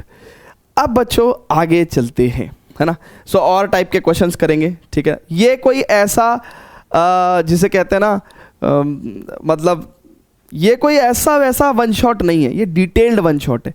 एक एक थ्योरी कवर करेंगे, एक एक टाइप का क्वेश्चन कवर करेंगे एनसीईआरटी से, ठीक है ना, सो दैट सभी बच्चों के सारे कॉन्सेप्ट्स कवर हो जाएं। आइए आगे चलते हैं। एक इस तरह के क्वेश्चंस आते हैं ना, कई बार 6 की पावर n कह देगा, कई बार 4 की पावर n कह देगा। ऐसे टाइप के क्वेश्चंस को कैसे सॉल्व करना है जरा सोचते हैं। देखिए बच्चों, वो कह रहा है कि check whether 6 power n can end with the digit 0, ठीक है। सो बच्चों बहुत ही ध्यान से समझिएगा, वो कह रहा है कि check whether 6 power n can end with the digit 0। देखिए कोई भी नंबर ना 0 डिजिट पे तब एंड करता है जब उसके फैक्टर्स में 5 और 2 मौजूद हो, ठीक है। 5 और 2 मौजूद होगा तो 5 दूनी 10 आके तो 0 देगा ना, ठीक है। सो अगर हम लोग 6 पावर n की बात करते हैं, अब 6 क्या है, 2 इंटू 3, प्राइम फैक्टराइजेशन इसका ये है, यानी कि 5 तो कभी नहीं आएगा भैया। क्या होगा जिस दिन आप, वो कह रहा है कि check whether 6 power n can end with the digit 0 for any natural number n। भैया आप n की वैल्यू 1 लोगे तो ये 2 इंटू 3 रहेगा, आप n की वैल्यू 2 ले लोगे, ये देखो ना, आप अगर आप n की वैल्यू 2 ले लोगे तो यही वाली बात 2 बार और रिपीट हो जाएगी, ये वाली बात 2 बार और रिपीट हो जाएगी। n की वैल्यू 3 ले लोगे तो यही चीज़ 3 बार रिपीट हो जाएगी, 2 into 3 into 2 into 3 into 2 into 3, ठीक है। क्लियर है। लेकिन कभी भी 5 नहीं आ पाएगा, और 0 लाने के लिए क्या चाहिए, 0 लाने के लिए क्या चाहिए भैया, आपको 5 चाहिए। तो यानी कि जिस दिन आप खुद सोचो, जिस दिन आप 6 पावर n की भी बात करोगे तो 2 इंटू 3 2 इंटू 3, ठीक है ना, ये कब तक, बेसिकली n टाइम्स, है ना भैया। जब पावर 1 थी तो 1 बार, 2 थी तो 2 बार, 3 थी तो 3 बार, पावर n है तो n टाइम्स। तो हमने यहां पे क्या देखा कि भैया 5 नहीं आएगा कभी भी, तो हम लिखेंगे कि एज देर इज नॉट 5, है ना। देखो सिंपल लिखेंगे कि भैया as there is not 5 in prime factorization, या लिखेंगे as there is not both 2 and 5, मतलब 2 और 5 दोनों होने चाहिए ना, in prime factorization of 6, in prime factorization of 6, in prime factorization of 6, hence 6 power n can never end with the digit 0, can never end with the digit 0. तो यानी कि 6 power n में कभी भी 0 नहीं आएगा, है ना, n डिजिट 0 नहीं आएगी, can never and with the digit 0. अब क्या ये सिर्फ 6 पावर n पे अप्लाई होता है रूल? नहीं, 4 पावर n पे भी यही बात रहेगी. क्यों? क्योंकि इसके भी प्राइम वेक्टर्स 2 × 2 है. 8 पावर n पे भी ऐसी रहेगा, 2 × पावर 3. 5 की कमी है, ठीक है ना, तो 4 पावर n हो, 6 पावर n हो, 8 पावर n हो. इनफैक्ट कल को कोई 12 पावर n बोल देगा तो देखो 2 × 2 × 3. अब भी 5 तो नहीं है ना भैया, एंड में 0 आने के लिए 5 और 2 दोनों का होना बहुत ज़रूरी है. सो दिस इज इंपॉर्टेंट जानकारी.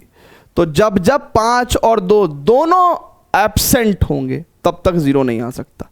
तो हमने लिखा कि भैया क्योंकि 2 और 5 दोनों मौजूद नहीं है इसलिए ये कभी भी एंड डिजिट 0 नहीं आ सकती. ठीक है भैया, क्लियर है क्या? फटाफट से नोट करेंगे जल्दी से. बहुत बढ़िया, बहुत बढ़िया. आगे चलें क्या इस वन शॉट में? ठीक है, सही चल रही है रफ्तार, कोई दिक्कत तो नहीं है? ठीक है भैया, बिल्कुल रफ्तार बढ़िया चलनी चाहिए.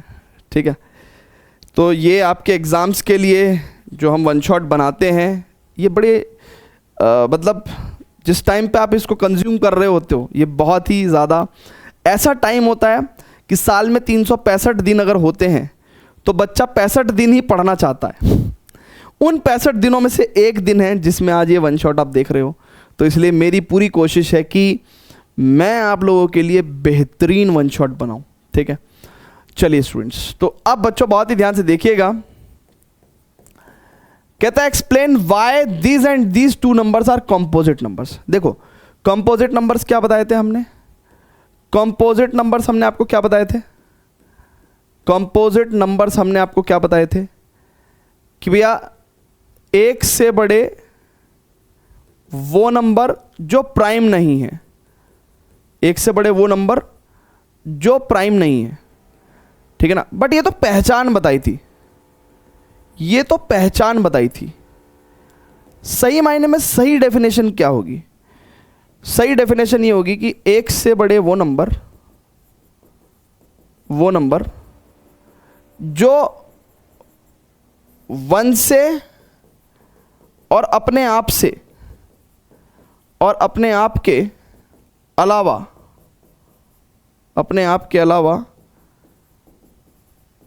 किसी और नंबर से भी डिवाइड हो सके, किसी और नंबर से भी डिवाइड हो सके, किसी और नंबर से भी डिवाइड हो सके, किसी और नंबर से भी डिवाइड हो सके. ठीक है, किसी और नंबर से भी डिवाइड हो सके. सो एक से बड़े वो नंबर जो प्राइम नहीं है. ठीक है, एक से बड़े वो नंबर जो प्राइम नहीं है. ठीक है, या एक से बड़े वो नंबर जो एक और अपने आप के अलावा किसी और नंबर से भी डिवाइड हो सके. अब देखिए, अगर आप बहुत ही ध्यान से देखेंगे ये जो नंबर है 7 × 11 × 13 + 13, अगर मैं यहाँ पे 13 कॉमन ले लूँ तो यहाँ पे 7 × 11 रहेगा बस, और यहाँ पे 1 रहेगा. ठीक है, बोर्ड मास के अकॉर्डिंग आपको पहले मल्टीप्लिकेशन करना चाहिए, डिवीजन एडिशन. सबसे पहले आपको मल्टीप्लिकेशन है ना, मल्टीप्लिकेशन करना चाहिए. तो 11 × 7 = 77 और +1, तो यानी कि 13 × 78. अब आप खुद सोचो ये नंबर 1 के अलावा है ना, सो डिविजिबल बाय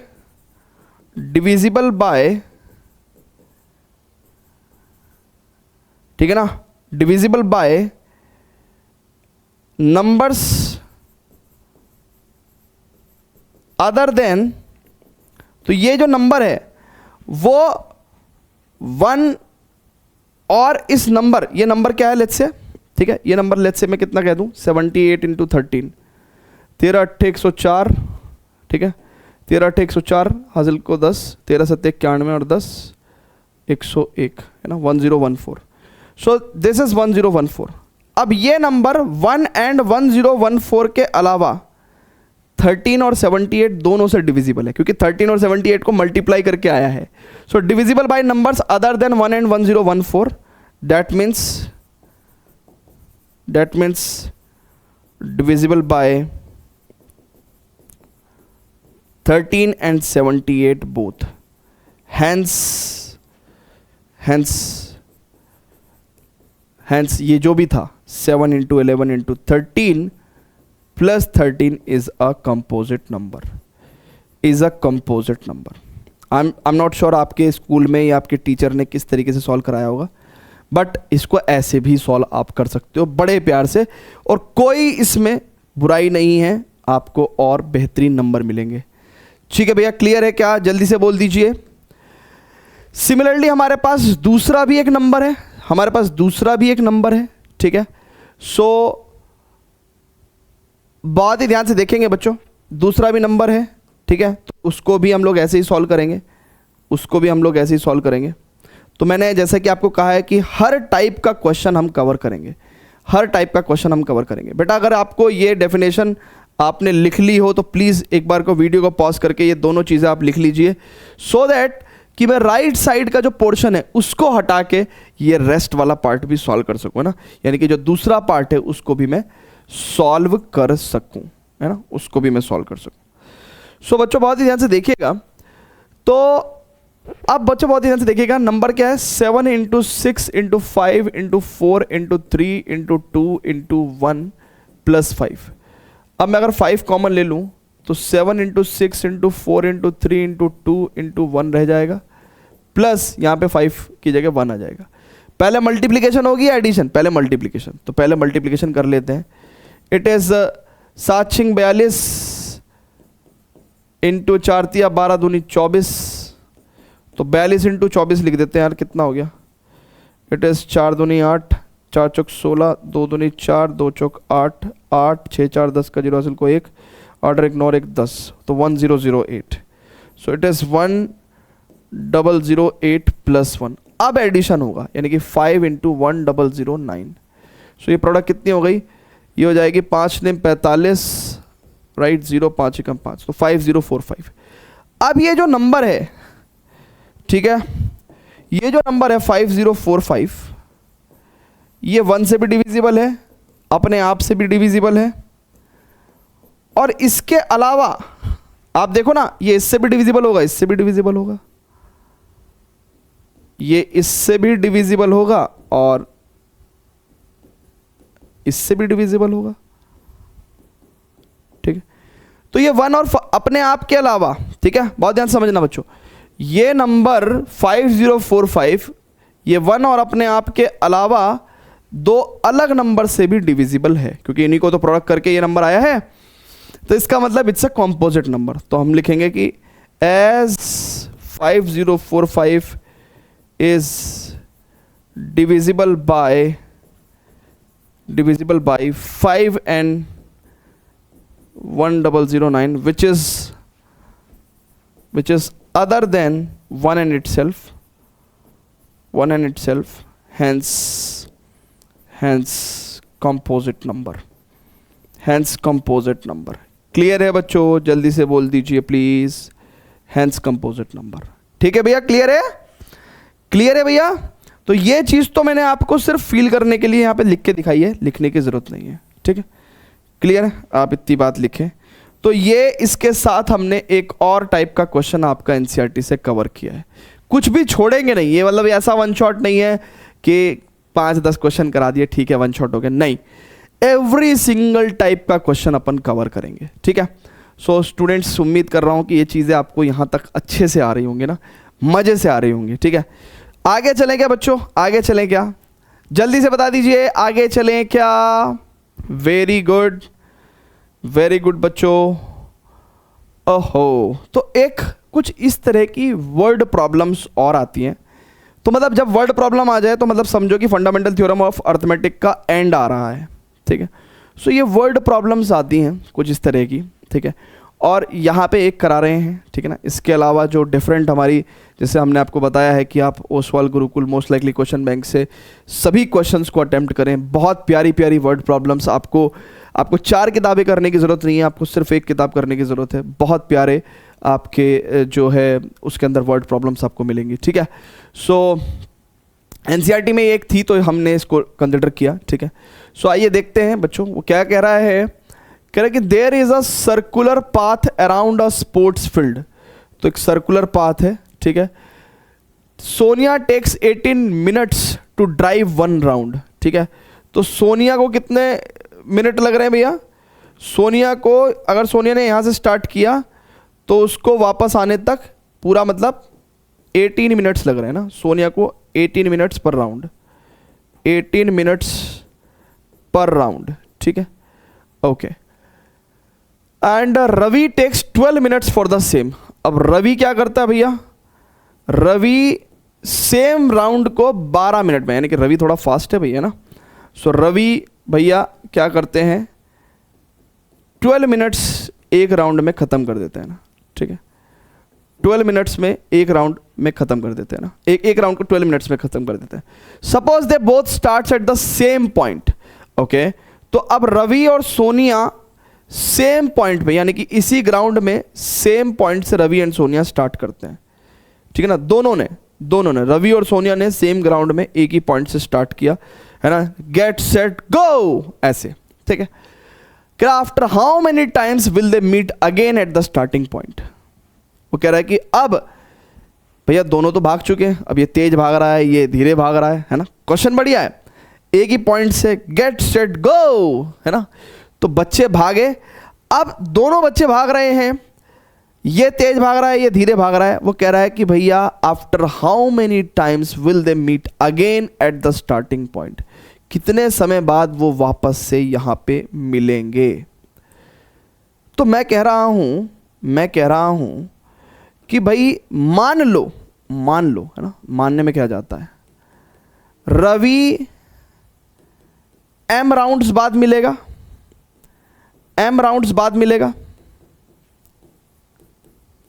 ठीक है, और सोनिया n राउंड्स बाद मिलेगा, n राउंड्स बाद मिलेगी। मतलब जब ये दोबारा से मिल रहे होंगे इस पॉइंट पे, ठीक है ना, तो क्योंकि रवि तेज भाग रहा है तो इसके ज़्यादा राउंड्स हो गए होंगे और सोनिया के कम राउंड्स हुए होंगे। तो यानी कि मान लो रवि के 5 राउंड कंप्लीट हुए जब वो दोबारा मिले और सोनिया के n राउंड्स कंप्लीट हुए, ठीक है। आप सुनो, दोबारा मिलने में time taken to meet again,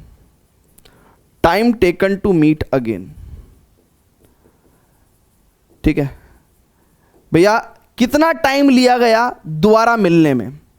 तो रवि 12 मिनट में कवर कर रहा था भैया एक राउंड, और रवि m राउंड बाद मिला, है ना। सो यानी कि 12 × m ये टाइम होगा जब वो वापस मिलेंगे भैया। 12 मिनट पर राउंड और रवि के टोटल राउंड्स कितने हैं? m। तो 12 × m उतना टाइम रवि को लगेगा, उतने मिनट्स रवि को मिलेंगे जब वो दोबारा मिलेगा स्टार्टिंग पॉइंट पे। ऐसी, ठीक है ना, time taken to meet again, ठीक है। और ऐसी ये बाय रवि है, ओके। और time taken to meet again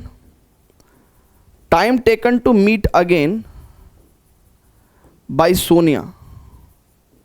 थोड़ा फील करके करते हैं ना क्वेश्चन को, क्या दिक्कत है। इट इज 18 मिनट एक राउंड में लेती है वो, सोनिया ने n राउंड मारे टोटल, ठीक है। सो बच्चों after how many minutes will they meet again at the starting point, after how many minutes will they meet again at the starting point.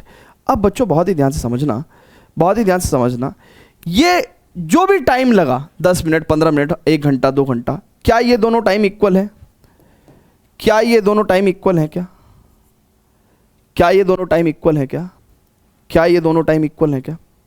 ठीक है, ये दोनों टाइम इक्वल होंगे ना। अरे भाई जितने टाइम बाद रवि मिल रहा है ना, उतने टाइम बाद ही तो सोनिया भी मिलेगी ना, तभी तो एक पॉइंट पे होंगे यानी कि इस क्वेश्चन से इतना समझ में आया कि हमें अगर वो टाइम निकालना है, वो टाइम किसके इक्वल है? वो टाइम 12 का भी मल्टीपल है और वो टाइम 18 का भी मल्टीपल है। ये जो टाइम इक्वल है वो 12 का भी मल्टीपल है और 18 का भी मल्टीपल है। तो हमें 12 का और 18 का, ठीक है ना, कॉमन मल्टीपल निकालना है। यानी कि हमें कॉमन मल्टीपल ऑफ 12 और 18 निकालना है। और क्या निकालना है, लीस्ट कॉमन मल्टीपल, क्योंकि वो तो कई बार मिलेंगे, हमें तो पहली बार की बात करनी है ना, ज़्यादा आगे की बात थोड़ी करनी है, तो लीस्ट कॉमन मल्टीपल निकालना है। तो इस क्वेश्चन में ऐसे देखिए, एक एक क्वेश्चन में जब आप ऐसे टाइम स्पेंड करेंगे ना, तब आपको पता चलेगा कि यार एलसीएम निकालना है। अदरवाइज देखो, मेरे को तो पता ही है कि मैं इस क्वेश्चन में आपको कहता कि हाँ ठीक है, एलसीएम ऑफ 12 और 18 निकाल लो। बहुत सारे टीचर्स और बहुत सारे स्टूडेंट्स ऐसे ही पढ़ते और पढ़ाते हैं, बट नहीं, थोड़ा सा टाइम स्पेंड करके, क्योंकि अगर आप टाइम स्पेंड नहीं करोगे, आपको नॉलेज नहीं आएगी कि क्वेश्चंस को क्रैक कैसे करना है। तो ये क्वेश्चन बोर्ड एग्जाम में आ गया तो आपकी किस्मत, नहीं आया तो कैसे सॉल्व करोगे। तो इसलिए आपको क्या करना है भैया, आपको प्रॉपर सीखना है कि यार कैसे क्या करना है। तो यानी कि इसमें इतनी राम कथा पढ़ के हमको क्या पता चला कि हमें एलसीएम ऑफ 12 और 18 निकालना है, हमें एलसीएम ऑफ 12 और 18 निकालना है। तो आइए एलसीएम ऑफ 12 और 18 निकालते हैं, अभी अभी ताज़ा ताज़ा सीख के आए हैं। सो 12 का फैक्टर्स कितने होंगे, 2 6 12, 2 3 6, 3 एकम 3, ठीक है। सो 12 का फैक्टर्स क्या है, 2 की पावर 2 इंटू 3, एंड 18 का कितना हो जाएगा, इट इज़ 2 9 ज़ा 18, 3 3 ज़ा 9, 3 1 ज़ा 3। सो 18 के फैक्टर्स क्या हो जाएंगे, 2 इंटू 3 की पावर 2। सो एलसीएम निकालते समय हम लोग क्या करते हैं बच्चों, जितने भी फैक्टर्स इन्वॉल्व होते हैं, यहाँ पे क्या क्या इन्वॉल्व है, 2 इन्वॉल्व है, ठीक है, और 3 इन्वॉल्व है, ठीक है। इनकी हाईएस्ट पावर का मल्टीप्लिकेशन, तो 2 की पावर 2 और 3 की पावर 2, इनका मल्टीप्लिकेशन, तो यानी कि 2 दूनी 4 और 3 3 9, इट विल बी 36। ऐसे करके अपन ने एलसीएम निकाल दिया। तो आफ्टर 36 मिनट्स बाद, after 36 minutes they will meet again, they will meet again, ठीक है ना, दे विल मीट अगेन, ठीक है, they will meet again at starting point, meet again at starting point, ठीक है। और एक होता ना कि जाते जाते क्वेश्चन को एक बार चुम्मा करना, ठीक है ना, तो एक बार फिर से क्वेश्चन को जाते जाते चुम्मा कर लेते हैं कि भैया रवि अगर 36 मिनट्स बाद मिल रहा है तो एक राउंड को 12 मिनट में कवर करता था, तो वो 3 राउंड के बाद मिलेगा। और उतने में सोनिया क्योंकि 18 मिनट में कवर करती थी, तो यानी कि वो 2 राउंड बाद मिलेंगे। 2 राउंड बाद सोनिया भी 36 मिनट्स का टाइम ले चुकी होगी, रवि भी 3 राउंड के बाद 36 मिनट्स का टाइम ले चुका होगा, तो स्टार्टिंग पॉइंट पे फिर से मिल जाएंगे, फिर से मिल जाएंगे। क्लियर है बच्चों, क्लियर है क्या, बहुत ही प्यारा क्वेश्चन। अब बच्चों according to our mind map, according to our mind map of the chapter number 1 real numbers, अगर आप बहुत ही ध्यान से देखें तो अब हम लोग ये 1.1 का सभी पार्ट कवर कर चुके हैं। यहाँ पे यानी कि 1.2 पे अगर हम लोग आ रहे हैं तो अब हमें पढ़नी है ये थ्योरम, और उसके बाद हम लोग क्वेश्चंस में इरैशनैलिटी प्रूव करेंगे, क्वेश्चंस में इरैशनैलिटी प्रूव करेंगे। तो आइए विदाउट वेस्टिंग टाइम, हो मैं निकला वो गड्डी लेके और रस्ते पे, हो सड़क पे एक मोड़ आया, मैं उत्ते दिल छोड़ आया। राइट है बच्चों। सो अब चलते हैं 1.2 के इस कंटेंट पे एंड करते हैं ख़त्म ये थ्योरम भी एंड प्रूविंग द इरैशनैलिटी वाले क्वेश्चंस भी, ठीक है। चले क्या, जल्दी से बोलो ना। वेरी वेरी गुड बच्चों। सो आइए चलते हैं, थ्योरम पढ़ते हैं और करते हैं प्रूविंग द इरैशनैलिटी वाले क्वेश्चंस। आइए स्टूडेंट्स बात करते हैं हम एक थ्योरम पे, बहुत इंपॉर्टेंट थ्योरम है, और ये थ्योरम से हम लोग इरैशनल नंबर्स की इरैशनैलिटी को प्रूव करेंगे, ठीक है। तो आइएगा बच्चों, बहुत ही ध्यान से देखेंगे क्या कहती है ये थ्योरम। कहता है let P be a prime number, है ना, पी कोई प्राइम नंबर है, let P be a prime number if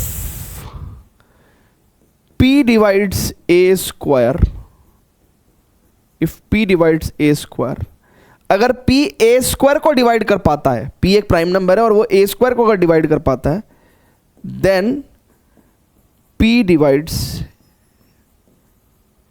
a2, ठीक है ना, मतलब p फिर a को भी डिवाइड कर देगा। मतलब समझिए p एक प्राइम नंबर है और p अगर a स्क्वायर को डिवाइड कर पाता है तो p a को भी डिवाइड कर पाएगा। डिवाइड करने से मतलब क्या है, क्या 6 15 को डिवाइड कर पाता है? नहीं, क्योंकि रिमाइंडर छोड़ देता है।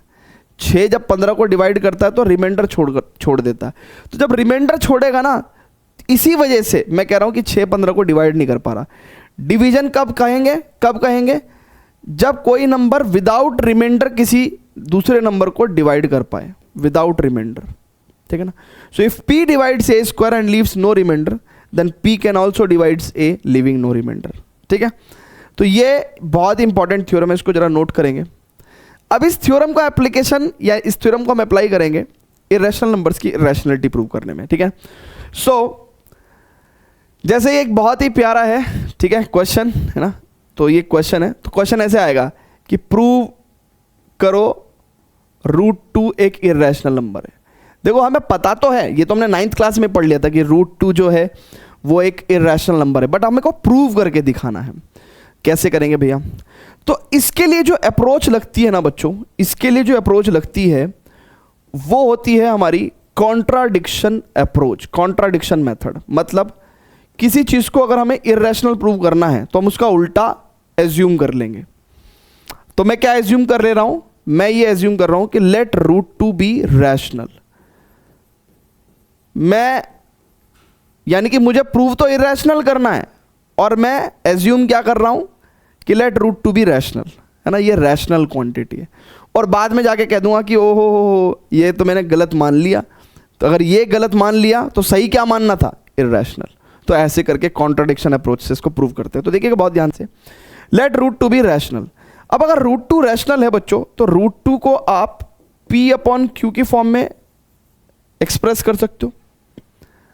भैया √2 अगर क्या नाम जो है रैशनल है तो कोई रैशनल क्वांटिटी को आप p/q की फॉर्म में एक्सप्रेस कर सकते हो, वेयर p एंड q क्या है? इंटीजर्स है, ठीक है ना। अच्छा, अब बच्चों एक बात समझिएगा, किसी भी रैशनल नंबर को आप खुद बताइए मुझे, किसी भी रैशनल नंबर को, ठीक है, हम लोग कैसे लिखते हैं? उसकी को प्राइम फॉर्म्स में। यानी कि क्या मैं 1/5 को 2/10 की तरह लिखूं, 3/15 की तरह लिखूं, 4/20 की तरह लिखूं? नहीं, मैं ऐसे ना लिख के मैं इसको 1/5 यानी कि सारे कॉमन फैक्टर्स हटा देंगे। यानी कि अब 1 देखिए 2 और 10 में फिर भी कॉमन फैक्टर क्या था? फिर भी कॉमन फैक्टर क्या था? 2 था। 3 और 15 में अगर मैं कहूं तो फिर भी कॉमन फैक्टर क्या है? 3 है, ठीक है ना, 3 है।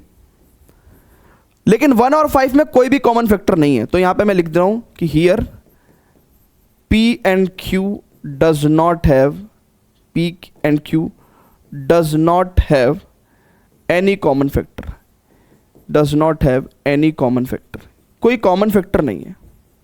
मतलब हम इस तरीके से लिख रहे हैं कि कोई भी कॉमन फैक्टर नहीं है, यानी कि हम लोग इसके रिड्यूस्ड फॉर्म में लिख रहे हैं p/q की, है ना। तो p/q का इस स्टेज पे कोई भी कॉमन फैक्टर नहीं है।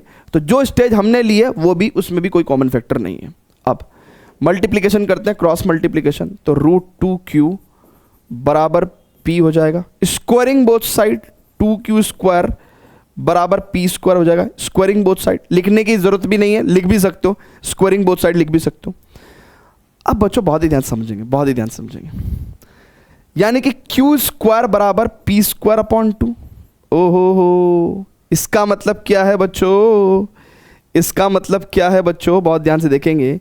इसका मतलब क्या है बच्चों? बहुत ही ध्यान से देखेंगे कि यानी कि 2 आपका p स्क्वायर को डिवाइड कर पा रहा है। 2 एक प्राइम नंबर है और वो p स्क्वायर को डिवाइड कर पा रहा है, यानी कि इट इंप्लाइज, है ना। इसका आगे फर्दर पार्ट लिख रहे हैं, 2 divides p square, 2 divides p square. अगर 2 p स्क्वायर को डिवाइड कर सकता है तो अभी हमने पीछे की थ्योरम के हिसाब से बताया कि 2 divides p as well, 2 p को भी डिवाइड कर पाएगा। और अगर 2 p को भी डिवाइड कर पाएगा तो रिमाइंडर तो कुछ बचेगा नहीं। लेट से कुछ क्या आ जाएगा? कोई क्वेश्चन आ जाएगा। क्वेश्चन यानी कि डिवाइड करने के बाद लेट से n आ गया, तो इट इंप्लाइज p की वैल्यू 2n हो गई, p की वैल्यू 2n हो गई। अब ये p की वैल्यू 2n जो है ना, वो आप यहां रख दीजिए, इस स्टेप में, इस स्टेप में रख दीजिए। तो यानी कि 2q स्क्वायर बराबर p स्क्वायर कितना हो जाएगा? देखो जब p की वैल्यू 2n है तो p स्क्वायर की वैल्यू कितनी हो जाएगी? 4n स्क्वायर हो जाएगी। तो पी स्क्वायर है ना, पी स्क्वायर की वैल्यू कितनी लिख दूंगा 4n स्क्वायर। अब 2 दूनी 4, ठीक है ना, तो इसका मतलब क्यू स्क्वायर अपॉन 2 बराबर एन स्क्वायर। अब यहां से पता चलता है कि भैया 2 तो क्यू स्क्वायर को भी डिवाइड कर पा रहा है,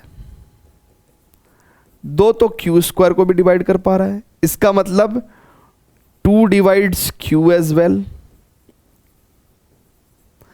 अब एक बात बताओ, यहीं पे चोरी पकड़ी गई, यहीं पे चोरी पकड़ी गई, यहीं पे चोरी पकड़ी गई, यहीं पे चोरी पकड़ी गई।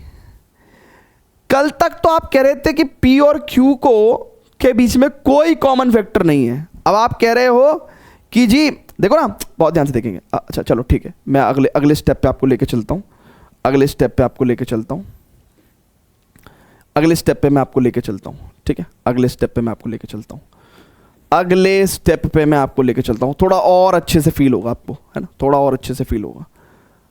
ठीक है बच्चों, ठीक है क्या, जल्दी से बोल दीजिए, जल्दी से बोल दीजिए, ठीक है। ओके बच्चों, अब बच्चों बहुत ही ध्यान से समझेंगे। 2 डिवाइड्स Q का मतलब क्या है कि भैया 2 Q को भी डिवाइड कर पा रहा है, ठीक है ना, इट एम्प्लाइज 2 तो Q को भी डिवाइड कर पा रहा है, तो Q अपॉन 2, ठीक है ना। लेट्स से इसको कह देते हैं M, लेट्स से, ठीक है, लेट्स से। अब बच्चों एक बहुत ही कायदे की चीज देखने वाली है। कायदे की चीज क्या देखने वाली है भैया, अब P आपका कितना आ गया, ठीक है। ये जो सॉल्यूशन है, समटाइम्स मैं कहता हूं बच्चों को कि रट लो, रट भी लो, है ना, समझ तो लो बट रट भी लो। P बराबर नाउ, P बराबर 2n आ गया, ठीक है ना, और Q बराबर 2m आ गया। ये n और m हमने क्या करे हैं, लेट किए हैं, है ना। ये n क्या है, लेट किया है ना, लेट किया है, ये कहीं से आया नहीं है। अब कल तक तो आप कह रहे थे कि भैया P और Q के बीच में कोई भी कॉमन फैक्टर नहीं है, बट आज कहां से आ गया ये 2 कॉमन फैक्टर। कल तक तो आप कह रहे थे P और Q के बीच में कोई कॉमन फैक्टर नहीं है, और आज कहां से आ गया ये 2 कॉमन फैक्टर। इसका मतलब here 2 is common factor between P and Q, between P and Q। अब हमने जो चीज मानी, हमारे पास उससे उल्टी चीज आ रही है, तो यानी कि घपला हो रहा है, उल्टा हो रहा है। तो ये क्यों हो रहा है, तो इसके पीछे फिर हम लोग फाइनली रीजन लिखते हैं। ये क्यों हो रहा है कि भैया दिस कॉन्ट्राडिक्शन, ये जो कॉन्ट्राडिक्शन आ रहा है कि पहले तुम कह रहे थे कि P और Q के बीच में कोई कॉमन फैक्टर नहीं होगा, लेकिन सॉल्व करने के बाद P और Q के बीच में 2 कॉमन फैक्टर आ गया, तो दिस कॉन्ट्राडिक्शन इज अराइजिंग। ये कॉन्ट्राडिक्शन क्यों अराइज हो रहा है, because of wrong assumption, because of wrong assumption. अब ये रॉन्ग एजम्पशन है क्या, हमारी रॉन्ग एजम्पशन है क्या बच्चों, हमने क्या गलत एज्यूम कर लिया, दैट √2 इज रैशनल। हमने ये गलत एज्यूम कर लिया कि √2 रैशनल है, ये गलत। अगर ये रॉन्ग एजम्पशन है कि √2 रैशनल है, तो सही एजम्पशन क्या है, इट इंप्लाइज √2 इज इररेशनल। तो सही तो क्या है, ये है भैया, जब रैशनल एज्यूम करना गलत है तो सही क्या है, √2 इररेशनल होगा, है ना भैया। √2 को रैशनल मानना रॉन्ग एजम्पशन है, तो सही एजम्पशन क्या है, √2 को इररेशनल मानना।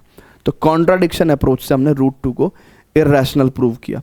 बहुत ही प्यारे तरीके से आपको समझाने की कोशिश की गई है इस क्वेश्चन में, प्लीज जो है इसको नोट करिए। अब जैसे हमने एक √2 को इररेशनल प्रूव कर दिया, हम सिमिलर मेथड में, यानी कि बच्चों बहुत ध्यान से देखेंगे, जैसे हमने √2 को इररेशनल प्रूव कर दिया बच्चों, आप यही सेम सॉल्यूशन आप √2 पे, √3 पे, √5 पे, √7 पे, √11 पे, कहीं पे भी लगा सकते हो, है ना। यही सेम सॉल्यूशन का जो अप्रोच है ये आप किसी पे भी लगा सकते हो, है ना। तो please pause the video, note it down. उम्मीद करता हूं कि ये क्लियर होगा, बट स्टिल एक और क्वेश्चन ले लेते हैं ना। यहां पे √3 ले लिया हमने, चाहो तो आप √3 की जगह √5 भी ले लो, है ना। मान लो कल को आपको कहने लगे कि √5 को इररेशनल प्रूव करके दिखाओ, तो √5 को इररेशनल प्रूव करके दिखा देंगे। सेम जो पीछे काम किया है वही करेंगे।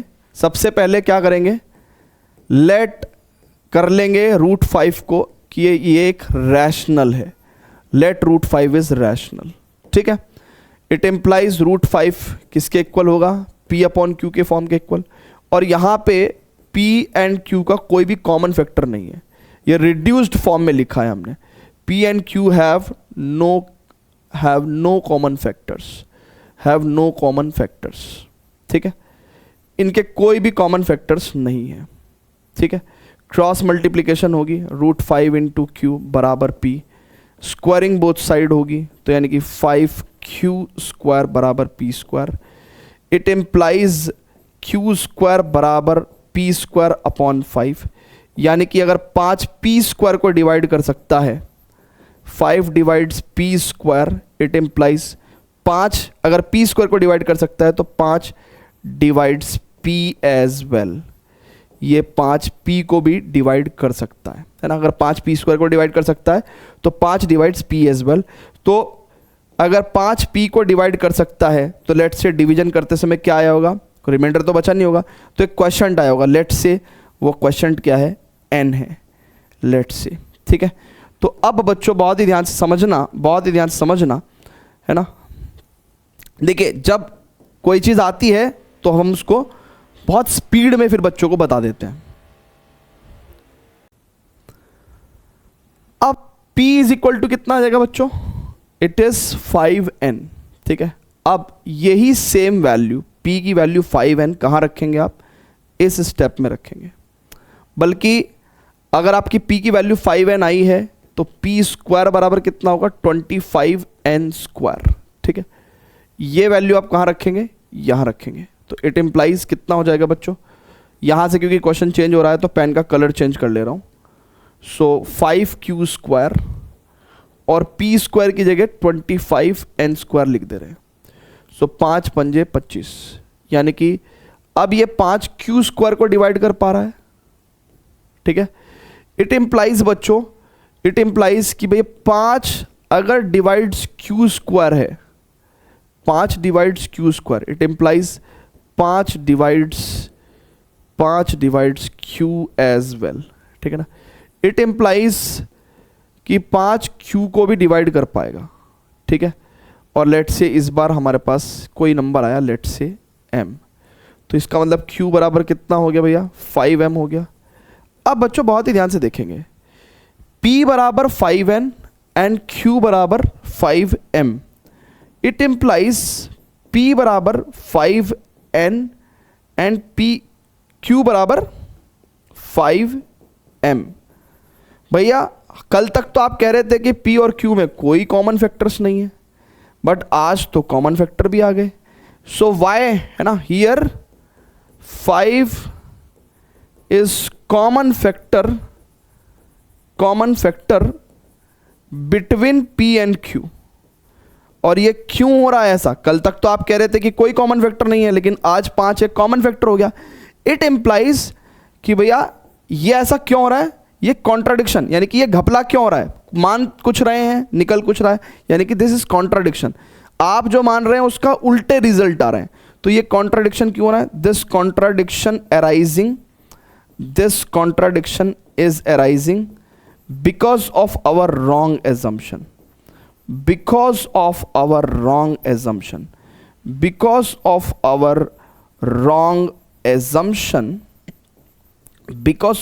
wrong assumption, हमारी wrong assumption क्या है, that root 5 is rational।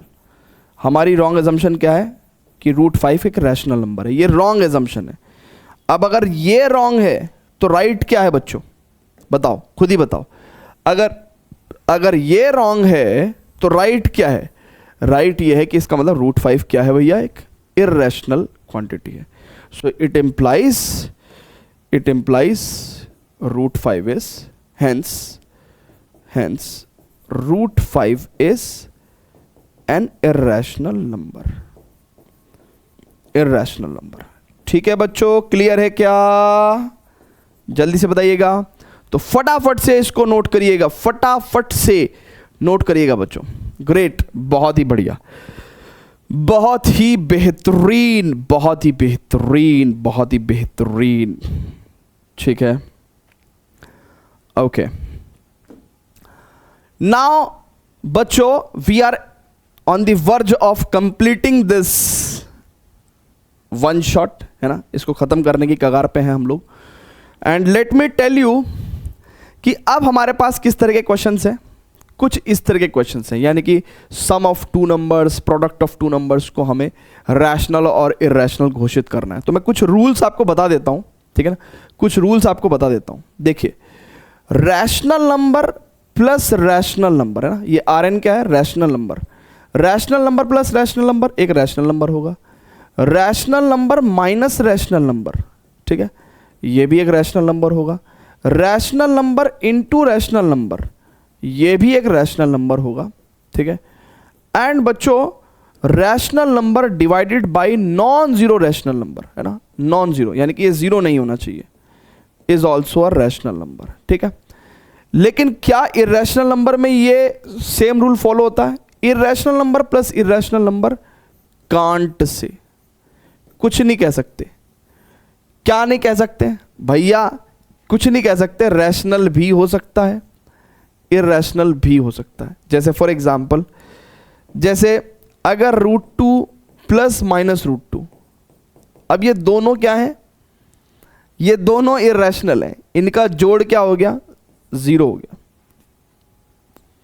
और अगर √2 प्लस √3 कर दोगे तो ये √2 प्लस √3 आएगा, यानी कि अब राइट वाली क्वांटिटी रैशनल है और यहां पे इरेशनल नंबर है।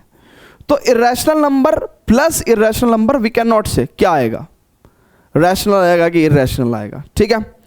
सिमिलरली बच्चों सब्ट्रैक्शन में भी यही है, सब्ट्रैक्शन में भी यही है। Irrational number minus irrational number can't say कुछ भी हो सकता है। Irrational number into irrational number, इसमें भी कांट से कुछ भी हो सकता है। रैशनल भी हो सकता है, इरेशनल भी हो सकता है। ऐसी बच्चों, irrational number divided by irrational number, ये भी कांट से, इसमें भी कुछ नहीं कह सकते। रैशनल भी हो सकता है, इरेशनल भी हो सकता है। अब एक जो पॉसिबल कॉम्बिनेशन बचता है वो रैशनल और इरेशनल दोनों को लेके बनता है, ठीक है। एक जो और कॉम्बिनेशन बनता है उसमें क्या है कि हम लोग रैशनल और इरेशनल दोनों का कॉम्बिनेशन लेके चलेंगे, ठीक है। जैसे अगर आप rational number plus irrational number करोगे या rational number minus irrational number करोगे, जिंदगी में हमेशा इरेशनल ही आएगा, हमेशा इरेशनल नंबर आएगा, ठीक है। और अगर आप rational number into irrational number करोगे तो देखो, अगर ये 0 है रैशनल नंबर तो आपके पास रैशनल नंबर ही आएगा। बाकी अगर rational number into irrational number करते हो और रैशनल नंबर नॉन जीरो है तो ये हमेशा एक इरेशनल नंबर आएगा, ठीक है, क्लियर है। सिमिलरली अगर हम लोग rational number upon irrational number करते हैं, ठीक है, तो भैया रैशनल नंबर 0 नहीं होना चाहिए ना। ये अगर मान लो 0 है रैशनल नंबर तो ये 0 आ जाएगा, यानी कि रैशनल नंबर आंसर आ जाएगा। लेकिन अगर rational number upon irrational number, ठीक है, और ये नॉन जीरो है तो ऑब्वियसली जो आएगा वो एक इरेशनल नंबर होगा। तो ये डिफरेंट कॉम्बिनेशंस हमने आपको बताए हैं। इसके अलावा जो कॉम्बिनेशन छूट भी गए हैं तो मैं आपको उसके बारे में बताता हूं कि हम 2 क्वेश्चन करेंगे और कोई क्वेश्चन छूट भी गया होगा, कोई कॉम्बिनेशन छूट भी गया होगा तो हम अप्लाई करके जान सकते हैं कि क्या होगा, कब कैसे होगा, है ना। तो आइए 1-2 क्वेश्चन करते हैं इरेशनलिटी प्रूव करने के ऊपर, ठीक है। आइए, बहुत बढ़िया। सो show that 5 minus √3 is irrational. अब देखो बच्चों, इसको अगर मुझे इरेशनल प्रूव करना है, ठीक है ना, सो लेट इसको भी मैं क्या करूंगा, 5 माइनस √3 को मैं लेट 5 माइनस √3 भी रैशनल, इसको मैं रैशनल मान रहा हूं, ऐसा मैं मान रहा हूं। तो 5 माइनस √3 को अगर मैंने रैशनल माना तो ये P/Q की फॉर्म में रिप्रेजेंट होगा। और अगर आप बहुत ही ध्यान से देखो तो 5 माइनस P, अच्छा P और Q क्या होते हैं रैशनल नंबर में? किसी भी रैशनल नंबर में बच्चों अगर मैं उसको P अपॉन Q की फॉर्म में रिप्रेजेंट कर रहा हूं तो P भी एक इंटीजर होता है और Q भी एक इंटीजर होता है, बस Q जो है, जो नीचे है डिनोमिनेटर है, वो जीरो नहीं होना चाहिए। So 5 minus P upon Q equal to √3। अब देखिएगा यहां पे मैं एलसीएम लूंगा या फिर छोड़ो। अब देखो बच्चों, ये क्वांटिटी अभी ताजा ही ताजा मुझे पता चली है कि इर्रेशनल है, पता चली है, प्रूव्ड है ना, अभी रिसेंटली प्रूव किया है। और ये क्वांटिटी एक इंटीजर है और P अपॉन Q एक रैशनल नंबर है। तो बेसिकली इंटीजर भी रैशनल नंबर होते हैं, तो rational number minus rational number, तो ये तो एक रैशनल हो गया ना। अब एक बार बताओ, कभी जिंदगी में रैशनल और इरैशनल इक्वल हो सकते हैं क्या? नहीं हो सकते। तो ये कॉन्ट्राडिक्शन क्यों अराइज हो रहा है? दिस कॉन्ट्राडिक्शन इज अराइजिंग, देखो हियर लिखेंगे, here we are getting rational equals rational equal to, है ना, हमारे पास यहां पे क्या आ रहा है कि एक rational number equal to irrational के आ रहा है। क्यों हो रहा है ऐसा? This contradiction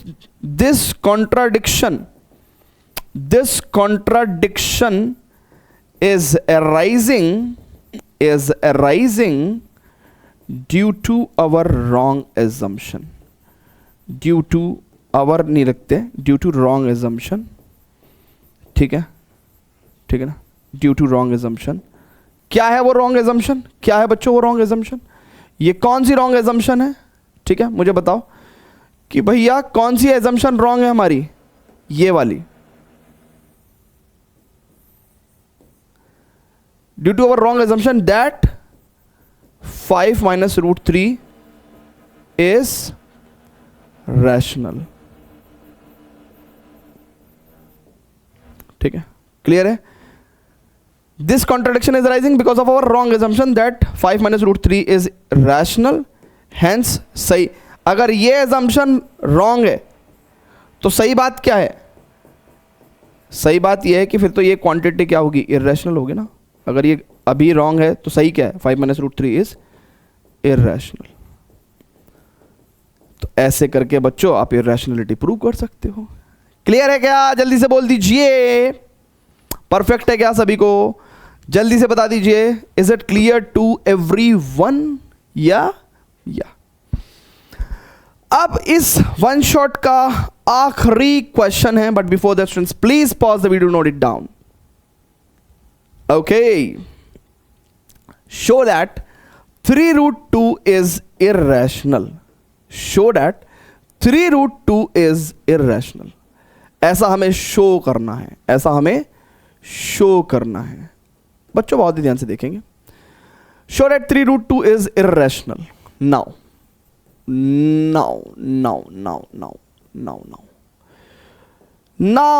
show that 3√2 is irrational. अब बच्चों बहुत ही ध्यान से देखेंगे। क्या कर सकते हैं, क्या कह सकते हैं? मैं कह रहा हूं कि भैया let 3√2 इज रैशनल। इसको मैंने रैशनल मान लिया, तो इसका मतलब क्या होगा? 3√2 P अपॉन Q के बराबर आएगा, है ना भाई? रैशनल है तो P अपॉन Q के बराबर आएगा।